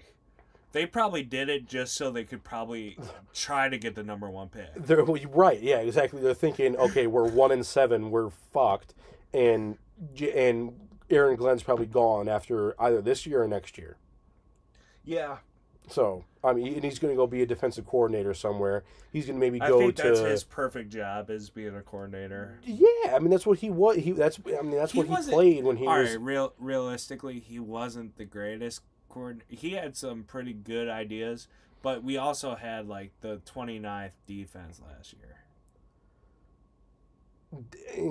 Yeah, I mean, but you look at some of the. So that's like, I don't know. I feel like also last year too was a really good year for defense in the NFL. yeah. So it could have been just like, and we also had the most injuries. that too. So it's like we were but if you, I mean, look at the year before that, the year we went to the NFC Championship. I mean, we're holding some teams. When we played Dallas that year, I think we were top half. right? Yeah, like when we played Dallas that year after the shit thing, last year. Yeah. When we played Dallas, we held them to, I think, what was it, 13 points? Yeah. Or something like that. So he had the capability to do that. And I feel like if he gets a good defense, like if he goes to a team like, if he goes to a team like the Colts, or if he goes to a team like the Texans, or the Patriots or something like that, he could really take a team that's like on the fringe of being really good and make them a playoff contender, Super Bowl contender. Yeah. And then Ben Johnson. Yeah, Ben Johnson, like, it. So this is the scary thing, is we're tied with the Bears. Yeah. We're tied with the fucking Bears, and Green Bay is up on us. We're second in the division. Right. The way we played fucking last week was god awful. It was. I mean, and we've talked about it before. Like, bye weeks kill us, man. Bye weeks kill us, and they're every year with every team. It seems like, unless you're on some wild run where you're under, 72 Dolphins type run, 08 Patriots type run, where you're going undefeated. Every team has at least one game where they just forget how to play football. Dude, it was so frustrating because it's like going in motion, two guys in motion at the same time. Rookies don't even make that mistake. No. And these were veterans. Not only were they veterans, they were fucking Laporta and Amon-Ra. Pro bowlers. All pros. the amount of false starts we had, it just baffled. I turned off the game, man. That's I what couldn't ended watch up it. that's what ended up killing us. Was not the personal fouls, the procedural fouls. Yeah. Now, granted, Jack Campbell getting the body weight penalty, we all agree. It's fucking bullshit. Or Anzalone with the tripping. That was Hutch. No. Anzalone had one because he got fined for it and he appealed the fine. Oh. Yeah. Hutch got the flag for it. Yeah, Hutch got the flag for it, but Anzalone got fined I think $15,000 for it, and it was like you could tell that when he did it, because the Lions posted the clip on their Instagram, it was accidental. Like it was just the way Anzalone fell down. He fell down and his leg went up in the air, and then he caught his leg and he ended up falling. Yeah, it's like, dude, like fuck, it's football. Like stuff like you fall down, you're shit. Yeah. You know what? It was just rough, man, because that body weight tackle or whatever negated a pick. Right. And it's like, come on, really? We're calling now. Granted, they're like, it's in the rules, but it's so stupid, nobody likes it. We're like, then don't call it. Then take it out of the thing. It's like, dude, are you fucking kidding me right now?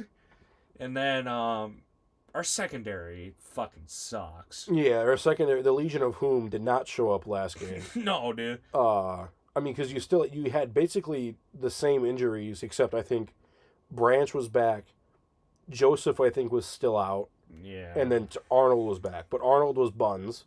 Branch didn't look the same. Yeah. I mean, if anything, he was probably the best one there, and then everybody else, Meek Robertson was just. I left fourth quarter. I couldn't watch it no more. Yeah, it was rough. And now Vikings are last in the division. Yeah, Vikings. JJ came back for him. Had a Return of the King type game. Yeah, JJ, I guess whenever he's in Michigan is unstoppable. Dude, fuck. Or whenever he decides to meditate before the fucking game, apparently. Yeah. But that game was so winnable, too. Now, fucking J-Mo can't complain. We threw him the ball. I think he was 3 for 4. Yeah. With a touchdown or two. Yeah. I mean, I don't know. That game is just... Left a bad taste in my mouth. I really haven't even thought about it a whole lot. Because it's like, it's one of those games that I just kind of want to like, all right. Move on. You shouldn't even think about that game. You should move on. Yeah. Now, we have the Commanders at 425. Yeah. I feel a lot better now because Jaden Daniels' arm is completely turned sideways. Yeah. Yeah. Dan Quinn, the whole city, the whole state, the whole world wants your head on a pike, dude. Yeah. You were down 31 fucking points in the fourth quarter. And you still put them out there. Yeah. It's like, dude, come on. And then now, if anything... Now, granted, you can't, like, know an injury like that is coming. No. But what the fuck you doing, man? You're not going to win. Yeah. You should have not done that. I mean, granted, you look what happened earlier in the year with Bo Nix and the Giants. They were down more than that, and they came back and won in the fourth quarter. But still, I mean, if you shouldn't... I don't know. If like... That's a rough one to explain. Yeah. And it's a rough one to defend, too. It's like, why'd you keep him in the game? And it's like, well, I thought we had a chance. And really? You had 4 minutes left and you're down by 31. Right. And, I mean, you can chalk it up to... I don't think there's going to be much blame put on him. But there is going to be kind of like a... I don't know. They're going to kind of question stuff. Yeah. Maybe a little bit more because... Yeah, they're not going to blame him, is what I'm saying. Because, like you were saying, you don't know that shit's going to happen. It's completely by chance that guy got injured. If it wasn't him, it could have been somebody else. Yeah. But bottom line is, like, why was he in the game? And then that was the same conversation with Denver, too. Before they made that comeback. It's like, why is Bo Nix still playing? Why aren't you putting in who's their Drew Lock, I think, is their backup now. Or no, Drew Lock was... I don't know. Gardner Minshew, I think, is their backup.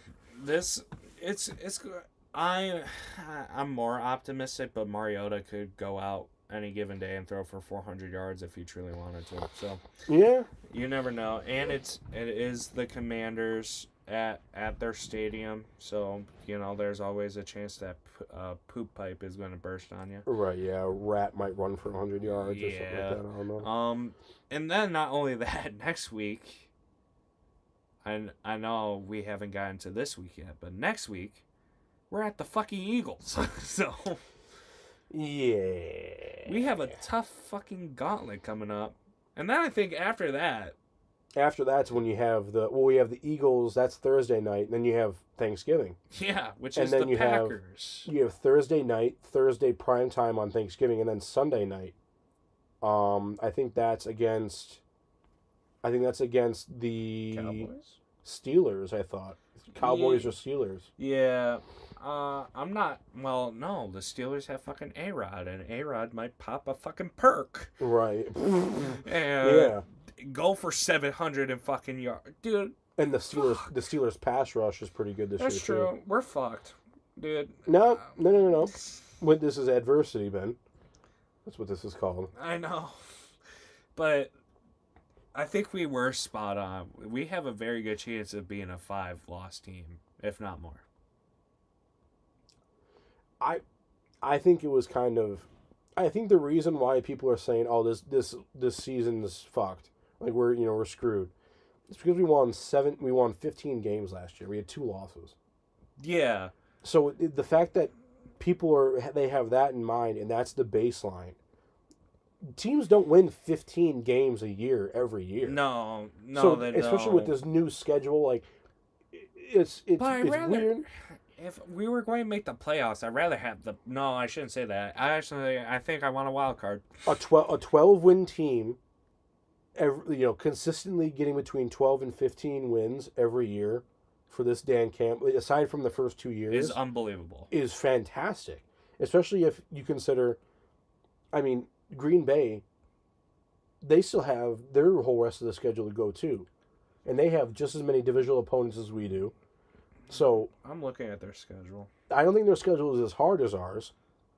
But if you look at like Green Bay facing those teams as the team that they are versus the team that the Lions are. So they play Monday night. Well, hold on. The team that the Lions are playing against their schedule versus the team that the Packers are playing against their schedule. I take the Lions to do better in their second half of the season than the Packers. Fair enough. So Eagles at Packers. Yeah. Packers at Giants. Giants are going to lose. They don't have Scatterboo no They more. don't have Scatty, but they still have Dart, Neighbors. They still have that defense. Malik Neighbors is out. Yeah, but for how long? ACL. Oh. He been Yeah. out. Vikings. Us. Bears. There you go. So Wait, hold on, they stop. have- Stop. You have all 3 divisional opponents in a row. Yeah. That's a gauntlet right there. Then they go to the Broncos, which I think will be a rough game. Well, Then they have the Bears again. again, Then Ravens. tough team, even if they are not as good as they were last year. Yeah, and then Vikings. So they have. So in the last 6 weeks, you have 5. No, in the last 7 weeks, you have 5 divisional matchups. Yes. That's wild. 1, 2, 3, 4, 5. Yeah, exactly. Yeah, and then I think the Lions have 4 in the last half of the season Yeah. because we just played because we play all 3 of them one more time, and then we have Packers, Thanksgiving. The last 8 weeks of the season, they have 5 divisional matchups. Yeah, and then the Lions have already played. We've already played the Bears We've and played- the Vikings. We've And already the Packers. we've already played, but we just finished like the first cycle of the teams. Yeah. They still have to play 2 more for the Vikings and the Bears, and they have to play us. And the Bears are getting fucking sneaky now. Yeah. So they have a decent gauntlet, I and will the team is say- mixed in there too. I was skeptical about Ben Johnson because he won 2 games by 1 point. But Yeah. they had a hell of a performance. Now, granted, they let up 42 points. But they did have a hell of a performance against Cincy. Yeah, Cincinnati is also a team that's like, what the hell are we doing? Yeah. But The Bengals yeah. are just like, fuck it, we'll see. right, no, exactly. Every yeah. fucking week now. Yeah. And they just got rid of Logan Wilson. Now, Yeah. too. Cowboys got fucking beef. And Trey Hendrickson is pissed that he wasn't traded. Yeah. Yep. You think Brees Hall is probably traded? Fucking pissed because he didn't get traded, so he'll run for 500 yards? Yeah. Not against. I Not think- with that old line. Someone demanded a trade before the season, and they didn't get it. Dude, the Seahawks are fucking sneaky now too because your receiving core is JSN, Cooper Kupp. Cooper Kupp, Rashid Shaheed, and who else? Lockett left. DK left. I mean, you have K9. Yeah, they As have your running they back. have a pretty good offense. Now. Who went there? Who's their tight end? Is it Ertz? No, I think Fant. Noah Fant. Oh yeah, Noah Fant. I think Ertz might be there. He's just their backup. Yeah, Because remember he went somewhere. something like. I don't think Kyler is going to be a Cardinal anymore. No, I think he's going to be I think he's going to be in Oakland A.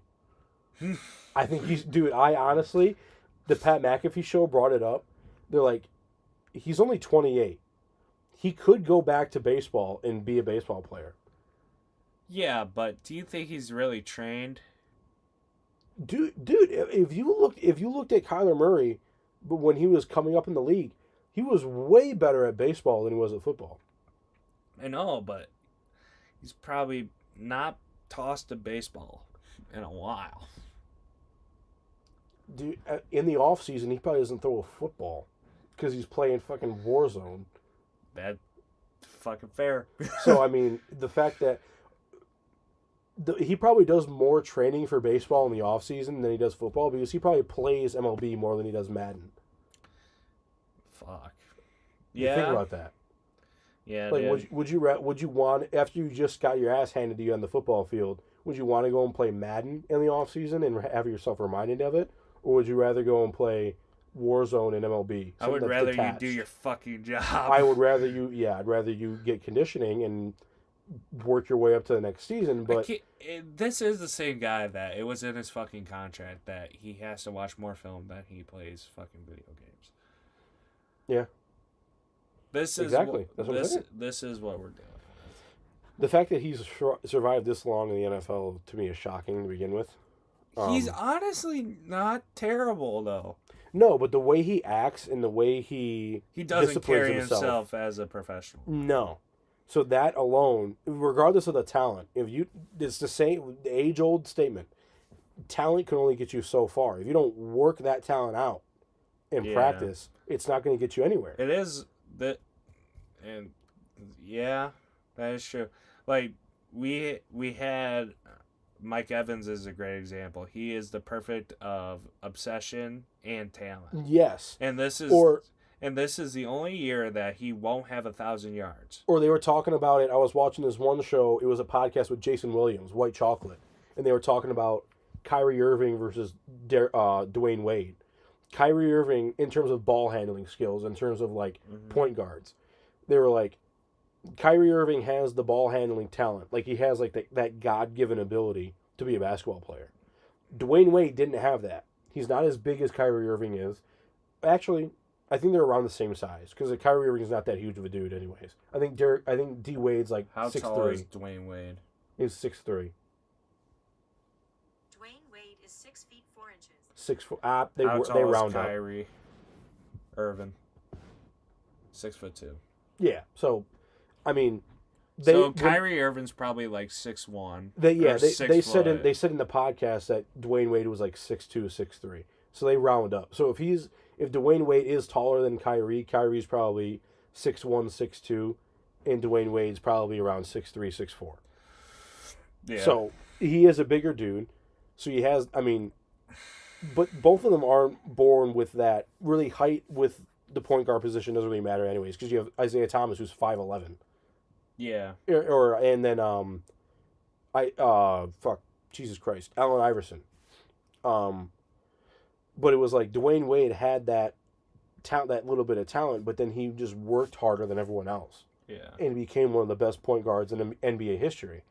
And Kyrie Irving had that kind of God-given talent, but didn't work it out as much but it still got him nearly just as far Yeah. because he had that talent, he had other talent around him, and being in the league so long and being a veteran player and Yeah, stuff they like that, and both working have- it out. They both had the rings, right? Kyrie doesn't have one, I don't think.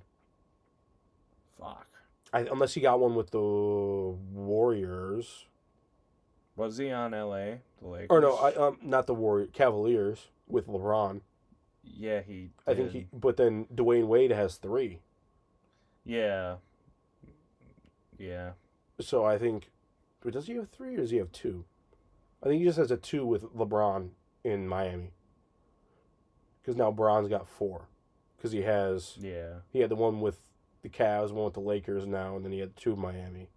Mm-hmm. So yeah, I think Dwayne Wade just has 2. Because Chris Bosh has 2. Yeah. Yeah, but anyways, still, if anything, that's another example too. You have one guy who has 1 championship with a team that he needed help to come back and get, and then you have Dwayne Wade, who, I mean, not to say that he didn't win those, that he won those by himself, but he was a key contributing factor to those teams. Yeah, let's be honest here. The only constant factor is LeBron. Legitimately, that's what I'm saying. Like, you have Kyrie, it's like, okay, Kyrie and Kevin Love and JJ Redick couldn't win that championship on their own. LeBron had to come back, let me do it for you. Yeah. And then in Miami, you had fucking nobody. You had Jason Williams, and Gary Payton wasn't there. He was in Orlando with Shaq and Jason Williams. And then, but yeah, you had Jason Williams on that team, and then Chris Bosh, Dwayne Wade, and LeBron. Yeah. And I think that was 2006. They won the championship, Miami. Yeah. So, but yeah, I mean, and then the same thing tying it all back to Kyler Murray. He can have whoever around him. He can have, Buda Baker and Trey McBride. Trey McBride, yeah, and then that defense. Who was the other guy in defense? Chop Robinson. Or no, not Chopper. The other Robinson dude. His first name starts with a D. Audio format. Something Rob. He's another defensive end or defensive lineman. Yeah, I don't know. I can't remember his first name. Calais Campbell's there. Another one, Calais Campbell. But that Robinson dude, that's gonna fucking irritate the shit out of me. I can't remember what his name is. Okay. I was gonna look it up too. I got you. But all those dudes around him, he can have whatever help. He can have, the last few years of Hall of Fame Larry Fitzgerald when he was there. Remember when Larry Fitz was still there with him. But because you don't exercise and you don't work out in the offseason, you don't prepare. Robinson? There you go, Darius Robinson. He's not going to go anywhere, and that's why you have Jacoby Brissett playing right now in front of him. Yeah. So, and of all people, Jacoby Brissett, Jesus Christ, I can't speak. Jacoby Brissett Makes that team better. Really it does. Well, I mean, and at the end of last year, or at any point, if you were to have, if you're making a team, let's say an NFL fantasy team or a Madden team, and you had the option to have Kyler Murray or Jacoby Brissett, who would you pick? Knowing what I know now, Brissett, but Well, I'm saying like at the end of last year or earlier, and you had that Kyler. option, you would pick Kyler. Yeah. But it hasn't worked out. So it's like, okay, well, let's go with something else. Yeah. And I feel like that's what the Cardinals are going to It get rid of him. is crazy that it's like his 6th year in league. Right. Yeah, dude, and he hasn't done anything. Yeah, you could honestly say the same about Trevor Lawrence, but he's actually like had success. And he hasn't been in the league as long. Yeah. Yeah, well, yeah, and didn't he make the playoffs last year? Yeah, and he's beat the Chiefs multiple times. Yeah, I don't think Kyler's made the playoffs once. Maybe on like a wild card. So, yeah, maybe something like that. Actually, I think he did make it once because that was the year when it was like you had a wild postseason. Yeah. It was when the Packers and the Chiefs were in the Super Bowl. Yeah. It was like, I think it was the Chiefs' first one. Or no. It was like Packers and Chiefs were both in their championship games. I was gonna say, I Yeah, was like, the but it was Packers like- haven't made a Super Bowl appearance for a while. It was like Aaron Rodgers last year. And it was Packers, Niners, and then That makes sense. I think Chiefs and someone else. But that year, like, I remember talking shit. yeah, I think that year, like, the Titans made it into the playoffs. Yeah, The it- Cardinals made it. Texans made it. Yeah, fucking Yeah, it was weird. weird. But yeah, so I mean, you have all these different teams Jupiter now. was in retrograde. Right. But yeah, you have all these different teams now with these young quarterbacks. And, I mean, Brady talked about it before. It's like you're taking these young quarterbacks and you're just shoving them right into the heat of battle. Yeah. And you're not letting them develop at the professional level. Yeah. You're not letting them learn. I don't know if it was Brady who said it. They're like, you need 50 starts. High quality starts to actually know who you have at quarterback. I think it was Manning that said that. Yeah. But Brady was the one that said, like, we're not letting them develop. And then, yeah, like, Manning kind of piggybacked off of that, and he was like, we're right away judging these quarterbacks after, like, 1 or 2 years. Yeah. And it's like, no, you need to let them learn and stuff like I that. know You need Cam to get, Newton said something about it too. Yeah, So it was weird. Because, like you're you saying, know who said it? Drew Brees actually said it. The quote was it Drew Brees? It was a quote from Drew Brees. But, I mean, yeah, like, and he's right, 100%. I mean, because you look at a guy like Trevor Lawrence. You know, this is Yeah. probably would be around his 50th start last year, and he gets to the playoffs. Yeah. And then you look at him this year, and it's, yeah, he's not as good last year as he was, or this year as he was last year. But He also has a new coach. he also has a new coach. He doesn't have the same weapons. Yeah. And, But they actually are in playoff contention right now too. So yeah, I mean, right. And then you look at a guy like Kyler Murray, who's had probably twice as many starts as Trevor Lawrence. And now you're, ruling him out. But then you look at a guy like Justin Fields. He had, 2 years in the Bears and he gets moved? yeah. Or Marcus Mariota. Jags will be in a wild card because unless the Colts really fuck up. Oh, yes. Oh, yeah, the AFC divisions are really fucked up. Really weird. Yeah, what is it, like? It's like Colts. It's Colts, Jags, Texans, Titans. Yeah, that's a weird division. Broncos, Chargers, Chiefs, Raiders. That's not as bad. That's like the Western teams. There's less Western teams. Patriots, Bills, Dolphins, Jets. That one's a weird one. Steelers, Ravens, Bengals, Browns is fine. Yeah, that's all right. NFC North is fine. Yeah. But yeah, those Southern division. And what is it? And then it's like Falcons, Saints. Bucks, Yeah, well, that's not too bad. and then Carolina. Yeah. But yeah, that Colts, what is it? You said Colts, Texans, Jags. Yeah. Yeah, that's wild. Yeah. I don't know. And then you had the Eagles, Cowboys, Commanders. well, then before that too, you had the St. Louis Rams. Yeah. So that threw a whole nother wrench in that one too. Yeah, but now they're in the West. Yeah. So, well, I guess they were always in the West, but Well, yeah, it just looked funkier. yeah. Yeah. But yeah. Oh, I wanted to. I don't have a quiz for you. Oh fuck. No, I don't. But I do have a topic of conversation. Bullshit part. Sure. Now that we're 2 hours in. So, hold on, wait. I'm gonna take a screenshot of this so I don't have to keep on pausing the video. But there's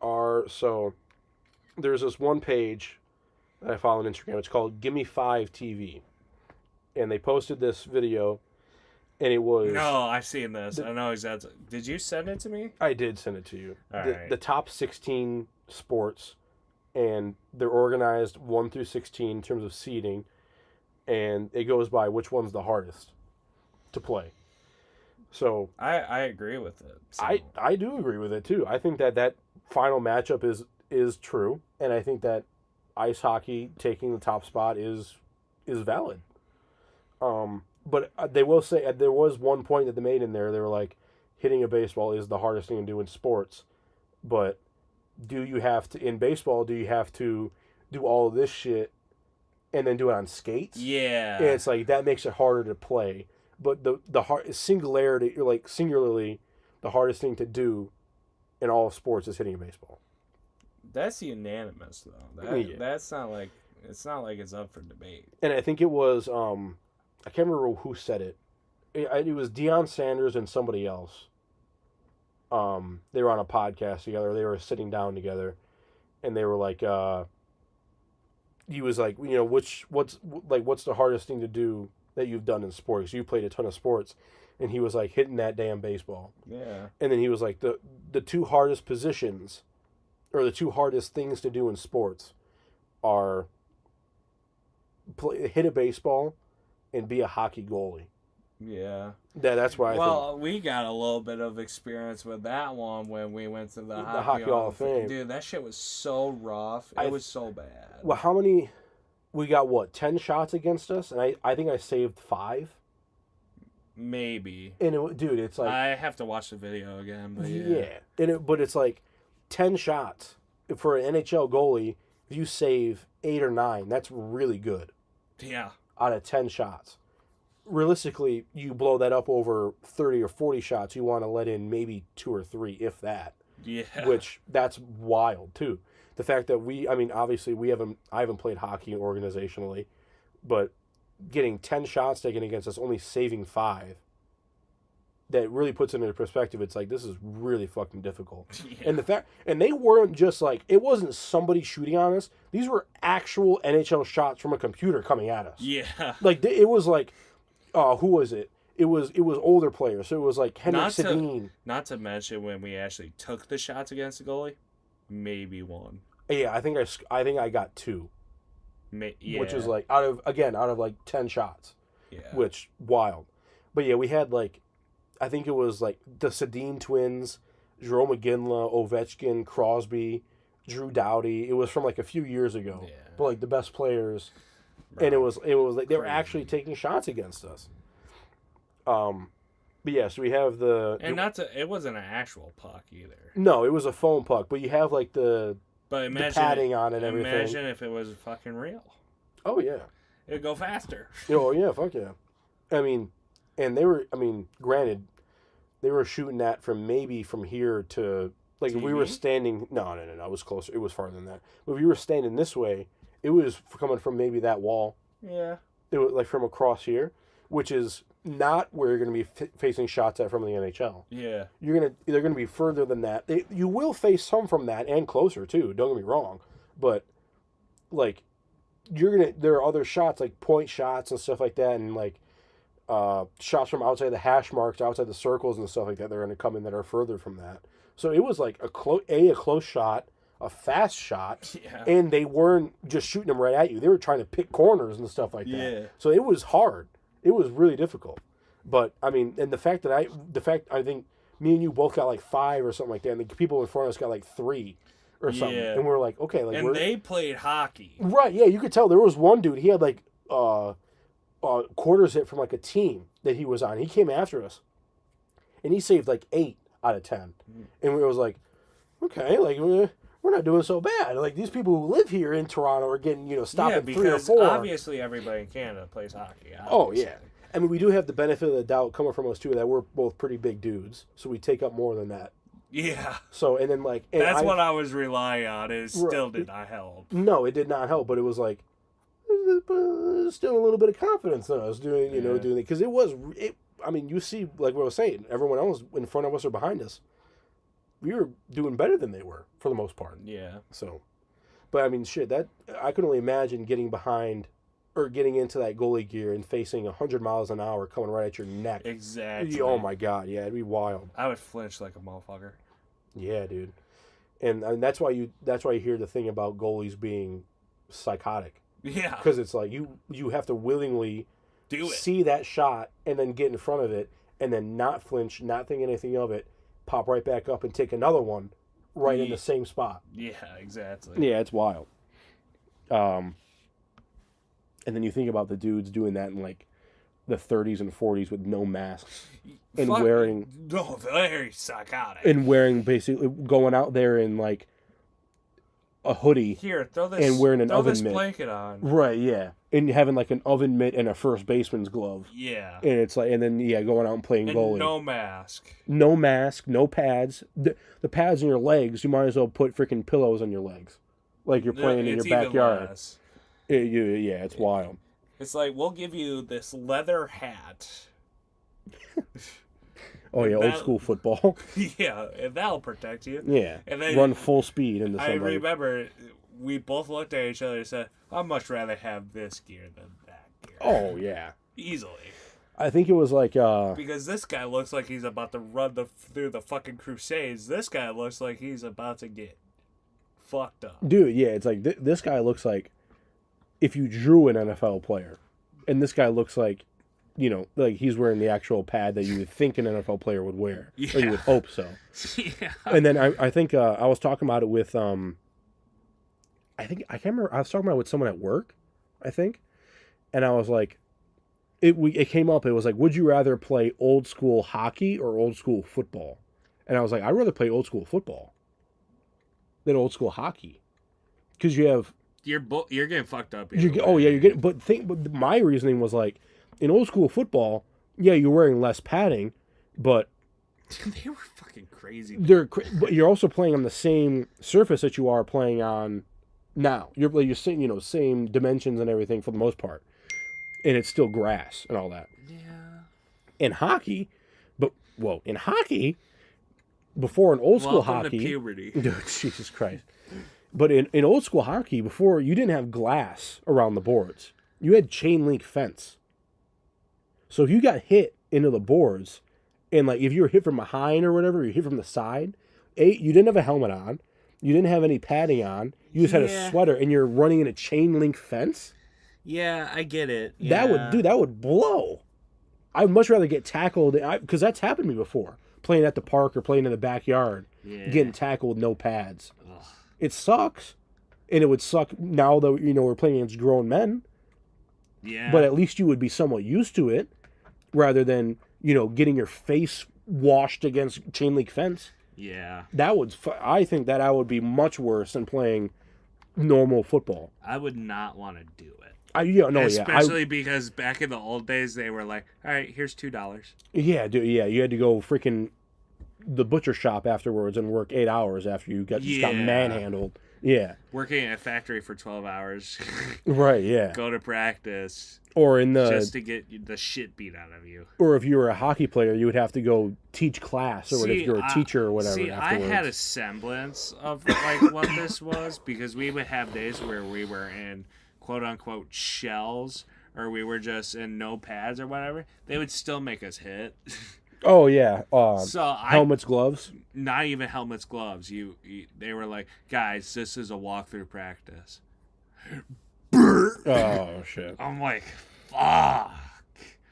I'm like, man. So that's like a small taste of probably what it was like. Oh yeah. I mean, I'm like, fuck that shit. and they did have like some padding, because you could see like the old sweaters that they were wearing. They Yeah. had like They're thick. extra. Yeah, they were thicker, but It's still. it still probably was not fun. Thank you're- God we live in the age we do, dude. I don't Oh, think yeah. I would survive. That's probably why they came up with the idea of playing once a week, because they're like, you're going to need the whole rest of the week for those damn bruises to go away Bro, and shit and like they that. wouldn't even go away. No, probably no. That's probably why they said the best you're going to feel right now is the day before camp begins. Oh yeah, that's like I can't remember who said it, but it was like no football player is playing at 100%. Never. No. No. And the same thing goes for hockey too. The only time you're 100%, obviously for hockey too, the only time is like a week before. Yeah, you just looked at. I looked at the time, how long we were Yeah. going for. The best you're going to feel is a week before camp starts. Yeah, and I mean that's probably the same thing for a lot of sports too, because if you think about it with baseball pitchers, like even though you're not pitching every day, you're still throwing every day. Yeah. So your arm's gonna be sore. You have to worry about soreness and cramps and stuff like that. hockey, you still practice every day, Yeah. and you have games a lot more often than you do football. So, and we talked about in the playoffs before. No player in the NHL playoffs is playing 100% Never. barely even during the regular season, and goalies and stuff like that. If you are 100%, that's when you see guys put up shutouts and stuff like that. Yeah. But during the playoffs, nobody's playing 100% Yeah. because it's just You game will- in, game out. You'll never, no matter what sport, will have, if you're in playoffs, somebody be 100%. Never. No.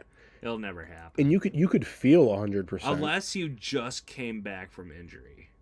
But even then, sometimes not, because you could still have soreness or fatigue and stuff like from you if you came back from a surgery or something like Yeah. that. But like you can feel 100% in football. You have a guy who throws for 500 yards and something like that. Yeah. And then, the post game interview, he's like, "Oh, dude, I feel great." And then the next day he wakes up and he's like, "Fuck." Yeah, dude. The same thing with goalies. Like goalies, you can be like, "Oh, I'm locked in. Nothing's getting past me." And then the next day you wake up after a shutout and you're like, "Fuck, I can't even stand up." Oh my god, yeah. You're like, all right, I'm a trainer. Right, yeah, no, yeah. I need the damn what's the drug that the Toradol No. from the NFL uses. Hey, Cam, we'll give you some Toradol. Yeah. Maybe your ankle will go back together. Oh my god. I bet you he still wanted to play. I bet you. It was wild. Like he was like very matter of fact after he got hurt. Like he wasn't like, oh my god. Like he was like, damn, I need a trainer. Like give me, like I need a towel. Like wipe my head. Shit. Like he was like very like in the moment matter of fact. And it could have been like because of the injury. You hear a lot of people do that. It's like, Well, when he saw his ankle go the wrong way, he probably that was was probably an indicator of, oh fuck. like, yeah. I mean, and the fact that his ankle wasn't broken, it was just very dislocated. No, his foot's broken. His ligaments are gone. Oh, yeah. And it's dislocated. Yeah, but his ankle bone is not broken. It was just Yeah. dislocated. His foot's fucked up, Yeah. but his ankle was dislocated and his ligaments are gone, like you're saying. Yeah. Fuck, dude. That's Dude, yeah. a rough one. It looked. I remember I pulled it up on Instagram because I was at work when they were playing that game. So I think I was leaving or I just got home, and I pulled it up on Instagram, and it was the first thing I saw. I booted up Instagram and I just saw his ankle right there in front of my face. I was like, whoa! Why? I was like, what? I was like, thanks for the fucking warning. Yeah, same thing with Jaden Daniels' injury. I go, well, that's enough internet for me. No, yeah. I go, I'm like, no. Yeah. I had seen, I think it was just before that, like as I was scrolling, and I was like, I had gotten down to the thing, and I think just before that, it was like, I can't remember what it was, but it was something that was funny, and I had scrolled, and I had seen that, and it was like, Jaden Daniels dislocated his arm, and I see it just, wow, like, I'm like, oh, I was like, what the hell? Why I was is like, this on oh, my For no. You page? Right, yeah, I was like, geez. I was like, they didn't show us the snap and then the rest of the play and then show the replay afterwards. They right away slowed it down on the injury Yeah. and zoomed in. I was like, this is the fuck what happened here. I didn't know I signed up to watch Mortal Kombat today. Dude, yeah, oh my God. But, yeah, it's crazy. Or with Dak's injury. Remember when Dak's injury a couple years ago? That was the same thing. They showed it on TV. I was watching ESPN. What's crazy is they didn't show Hutch's injury, but they show all those. No, yeah. But I remember I was watching ESPN. They were showing Dak's injury. I remember. And it was like, oh, God. Dallas Cowboys quarterback Dak Prescott gets injured today, and it was just it didn't even start the play. No just like foreplay. halfway through the play, showed the injury, and Just- I just turned it on. I'm like, what the hell? Just straight raw dog. Yeah, I was like, no, this might be sensitive to some viewers. Viewer discretion is advised. No, just show it. Go ahead, show it. It's like, whoa. Or one of the more gruesome, I guess not gruesome, but uncomfortable injuries that I've seen. There's two of them. It was when Ronald Acuna tore his ACL, because you could see that dude's leg move when it snaps. Yeah. And Tyrese Halliburton's injury when he tore his Achilles, because you could see his calf recoil Yeah. after he tore it. You know what's a bad one? What? DeMar Hamlin. Oh God. Well, yeah, that one. Yeah, We seen that live. yeah, that one is. Yeah, but I mean, that wasn't. That was more like shock and awe, and like, oh my God, versus like visceral, like, Yeah. you know.